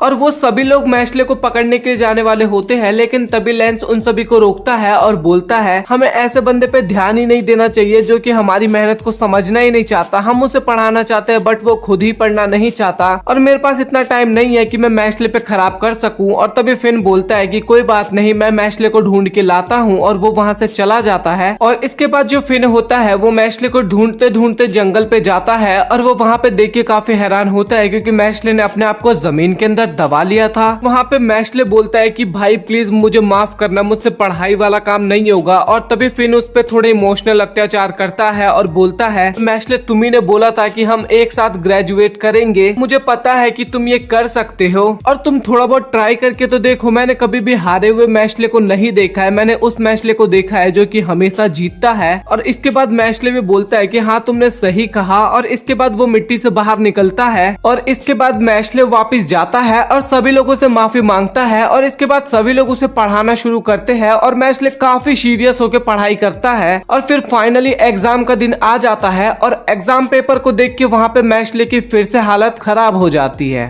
क्योंकि उसको वहाँ पे कुछ भी नहीं आ रहा था समझ में। फिर इसके बाद एग्जाम रिजल्ट वाले दिन उसके सारे दोस्त उसके पास बैठे होते हैं और बोलते हैं कि मैशले तुमने काफी मेहनत की थी तो तुम एग्जाम जरूर क्लियर करोगे। और इसके बाद रिजल्ट लेने की बारी मैशले की आती है और टीचर उसे अपने पास बुलाती है और तभी टीचर बोलती है कि मैशले वैसे तुम बहुत ही ज्यादा बेकार स्टूडेंट हो और तुम इस एकेडमी के सबसे बेकार स्टूडेंट में से भी एक कहे जा सकते हो, लेकिन इस बार इतना पता चल रहा है कि तुमने मेहनत किया है। और वो उसको रिजल्ट देती है और मैशले वहाँ पे सभी सब्जेक्ट में पास हो चुका था। और ये चीज देखने के बाद उसके सभी फ्रेंड्स काफी खुश होते हैं, लेकिन तभी मैशले पता है क्या बोलता है कि ये सब चीजें तो मेरे बाएं हाथ का खेल था और काफी इजी भी था मेरे लिए। और ये सुनने के बाद उसके सभी दोस्त उसको काफी बुरी तरीके से मारते हैं और बोलते हैं कि ये सब हमारी मेहनत है। तभी वहाँ पे टॉम आता है और वो काफी ज्यादा घबराया हुआ था और वो बताता है कि जितने भी सिविलियंस थे उन्होंने न्यूज़पेपर पढ़ लिया है। और इसके बाद वो कैंपस के बाहर आए हैं और इसके बाद हम कैंपस के बाहर का सीन देखते हैं जहाँ पे काफी सारे लोग आए थे और वो सभी मैच के खिलाफ थे और बोल रहे थे कि जिनको मैजिक यूज करना नहीं आता वो डिवाइन विजनरी का कंपटीशन नहीं खेल सकता। और वो सभी लोग मैशले के खिलाफ काफी तेज नारा भी लगाते हैं और ये सब लेमन से बर्दाश्त नहीं होता और वो बाहर जाके उन सबको शांत करवा के बोलती है कि तुम ऐसा क्यों बोल रहे हो। और वो बोलती है कि किसी इंसान को मैजिक आए या फिर ना आए ये उसके कैरेक्टर को तो नहीं दर्शाता ना, और मैशले बहुत ही ज्यादा टैलेंटेड है एक डिवाइन विजनरी बनने के लिए। तभी बाकी सब लोग बोलते हैं कि तुम इस मैटर में मत पड़ो, तुम इस मैटर से बाहर हो। तभी लेमन वहाँ पे पता है क्या बोलती है कि मैं इस मैटर में ही रहूंगी क्योंकि मैं मैशले की वाइफ हूँ। और ये सब सुनने के बाद वहाँ की ऑडियंस और साथ में मैशले भी काफी ज्यादा हैरान होते हैं। और तभी लेमन लाइन को क्लियर करते हुए बोलती है कि नहीं मैं अभी वाइफ बनी नहीं हूँ, बट मैं वाइफ बन जाऊंगी, फिलहाल तो मैं उसी राह पे हूँ। और वहाँ पे फिर डॉट भी आता है और वो मैशले का एजेंट बन के आया था और वो भी समझाने की कोशिश करता है बट उसकी बात भी कोई नहीं सुनता। और तभी उनमें से एक बंदा होता है वो पत्थर उठा के सीधा लेमन के ऊपर फेंक के मारता है और मैशले लेमन को बचाने के लिए जाने वाला होता है, लेकिन तभी उसे लेंस रोक लेता है और बोलता है कि तुम्हें थोड़ा बहुत अपने आप को कंट्रोल करना होगा। और इसके बाद हमें लेमन दिखाई जाती है और तभी लेमन बोलती है कि अच्छा तुम मैशले के साथ गलत ट्रीटमेंट करना चाहते हो तो उसके साथ तुम मुझे भी सजा दो, तुम उसके ऊपर पत्थर फेंक के मारना चाहते हो, अच्छा तुम मुझे भी मारो, बट मैं फिर भी उसका साथ नहीं छोड़ूंगी। और इसके बाद वो काफी ज्यादा इमोशनल होती है और उसने मैशले के साथ जितना भी मूवमेंट बिताया था ना वो सभी उसको याद आने लगता है, खासकर वो जो फर्स्ट डे वाला मूवमेंट होता है। उस भीड़ में ना एक बंदा जो था ना वो मैशले को पकड़ के ना थोड़ा हीरो बनना चाहता था ताकि ऑडियंस मुझे पहचान जाए, और वो उन सभी भीड़ को भड़काने की कोशिश करता है और इस कारण सभी लोग लेमन के ऊपर पत्थर फेंकना शुरू करते हैं। लेकिन तभी वहाँ पे मैशले आ जाता है और उन सभी पत्थर को सेकंड भर में कैच कर लेता है। और वहाँ पे मैशले जैसे ही उन सभी के सामने आया था पब्लिक बहुत ही ज्यादा गुस्सा हो जाती है और वो जो बंदा होता है ना वो बोलता है कि अब तुम मेरे हाथ से नहीं बचने वाले। और वो जो बंदा होता है ना वो मैशले के ऊपर एक मैजिक यूज करता है और उसकी मदद से ना वो मैशले को कैद कर देता है और बोलता है कि इससे तो एक मॉन्स्टर भी बाहर नहीं निकल पाया तो ये क्या बाहर निकलेगा। और तभी मैशले अपनी एक उंगली की मदद से उस वॉल के अंदर छेद कर देता है और ये देख के वो बंदा भी काफी हैरान होता है। और इसके बाद मैशले पूरा रास्ता ही बना लेता है उस वॉल में से अपने आप को बाहर निकालने के लिए। और वो बंदा तो वहाँ पे काफी ज्यादा हैरान होता है और मैशले जो होता है ना वो प्रिजन को सीधा उसी बंदे के ऊपर फेंक देता है और अपने मैजिक के अंदर वो बंदा खुद ही अपने आप को ही कैद कर लेता है। तभी मैशले बोलता है कि हाँ मुझे पता मुझे मैजिक यूज करना नहीं आता, लेकिन इस वर्ल्ड में मैं सबसे पावरफुल होके दिखाऊंगा और मैं साबित करूंगा कि हाँ मैं कर सकता हूँ। और तभी वहाँ पे मिस्टर वेलबब आते हैं और वो सीधा माफी मांगते हैं ऑडियंस से और बोलते हैं कि मुझे नहीं पता कि तुम्हारे अंदर किस बात का क्रोध है और अभी तक ये डिवाइन विजनरी नहीं बना है और एग्जाम खत्म होने के बाद ही ये क्लियर होगा कि इसके साथ क्या होना है। तुम लोग थोड़ा वेट करो क्योंकि ब्यूरो ऑफ मैजिक ही इसका डिसीजन लेगा। और तभी मिस्टर वेलबब मैस्ले को बोलते हैं, मैस्ले तुम काफी ज्यादा किस्मत वाले हो कि तुम्हें इतने अच्छे दोस्त मिले हैं कि इतनी गंदी से गंदी सिचुएशन में भी वो तुम्हारे साथ खड़े हैं। तभी मैस्ले बोलता है कि इस स्कूल ने मेरे को बहुत ही कुछ दिया है और मैं किसी भी हाल में एक डिवाइन विजनरी बन के ही रहूंगा। और तभी मिस्टर वेलबब भी बोलते हैं कि मैस्ले तुम्हें डिवाइन विजनरी बनना ही होगा, अगर ऐसा नहीं होता है तो तुम बहुत ही मुसीबत में आ जाओगे और तुम्हारे साथ तुम्हारे सारे दोस्त को भी तुम्हारी तरह कैद कर दिया जाएगा। तुम्हें इस एग्जाम को क्लियर करना ही होगा और तुम्हारे पास यही एक इकलौता ऑप्शन बचता है। इसके बाद हमें मैस्ले के सभी साथी को दिखाए जाते हैं एक एक कर करके, और वहाँ पे मैस्ले भी काफी ज्यादा जोश में आ जाता है और वो बोलता है कि हाँ मैं डिवाइन विजनरी बन के रहूंगा। तो फाइनली मैस्ले एंड मैजिक मसल का सीजन 2 यहीं पे हो जाता है खत्म। तो आप लोग कमेंट सेक्शन में बताओ कि आप लोगों को ये एनीमे कैसा लगा, और अगर आप लोगों को पसंद आए तो वीडियो को लाइक करके चैनल को सब्सक्राइब कर देना। और अगर आपको एक ही वीडियो में एनीमे का एक्सप्लेनेशन देखना पसंद है तो आपको एक प्लेलिस्ट मिलेगा फुल वीडियो करके, उसके अंदर मैंने काफी सारे एनिमेस को एक्सप्लेन कर रखा है, वो भी एक ही वीडियो में, तो आप वो भी चेकआउट कर सकते हो। और उसके साथ साथ आप और भी एनिमे के प्लेलिस्ट चेकआउट कर सकते हो। और अगर आपको ये वीडियो पसंद है तो वीडियो को लाइक करके चैनल को सब्सक्राइब कर देना। सो मिलते हैं अगली वीडियो में, क्योंकि आगे की वीडियोस में कुछ नए एनिमे को मैं एक्सप्लेन करने वाला हूँ। तब तक के लिए गुड बाय।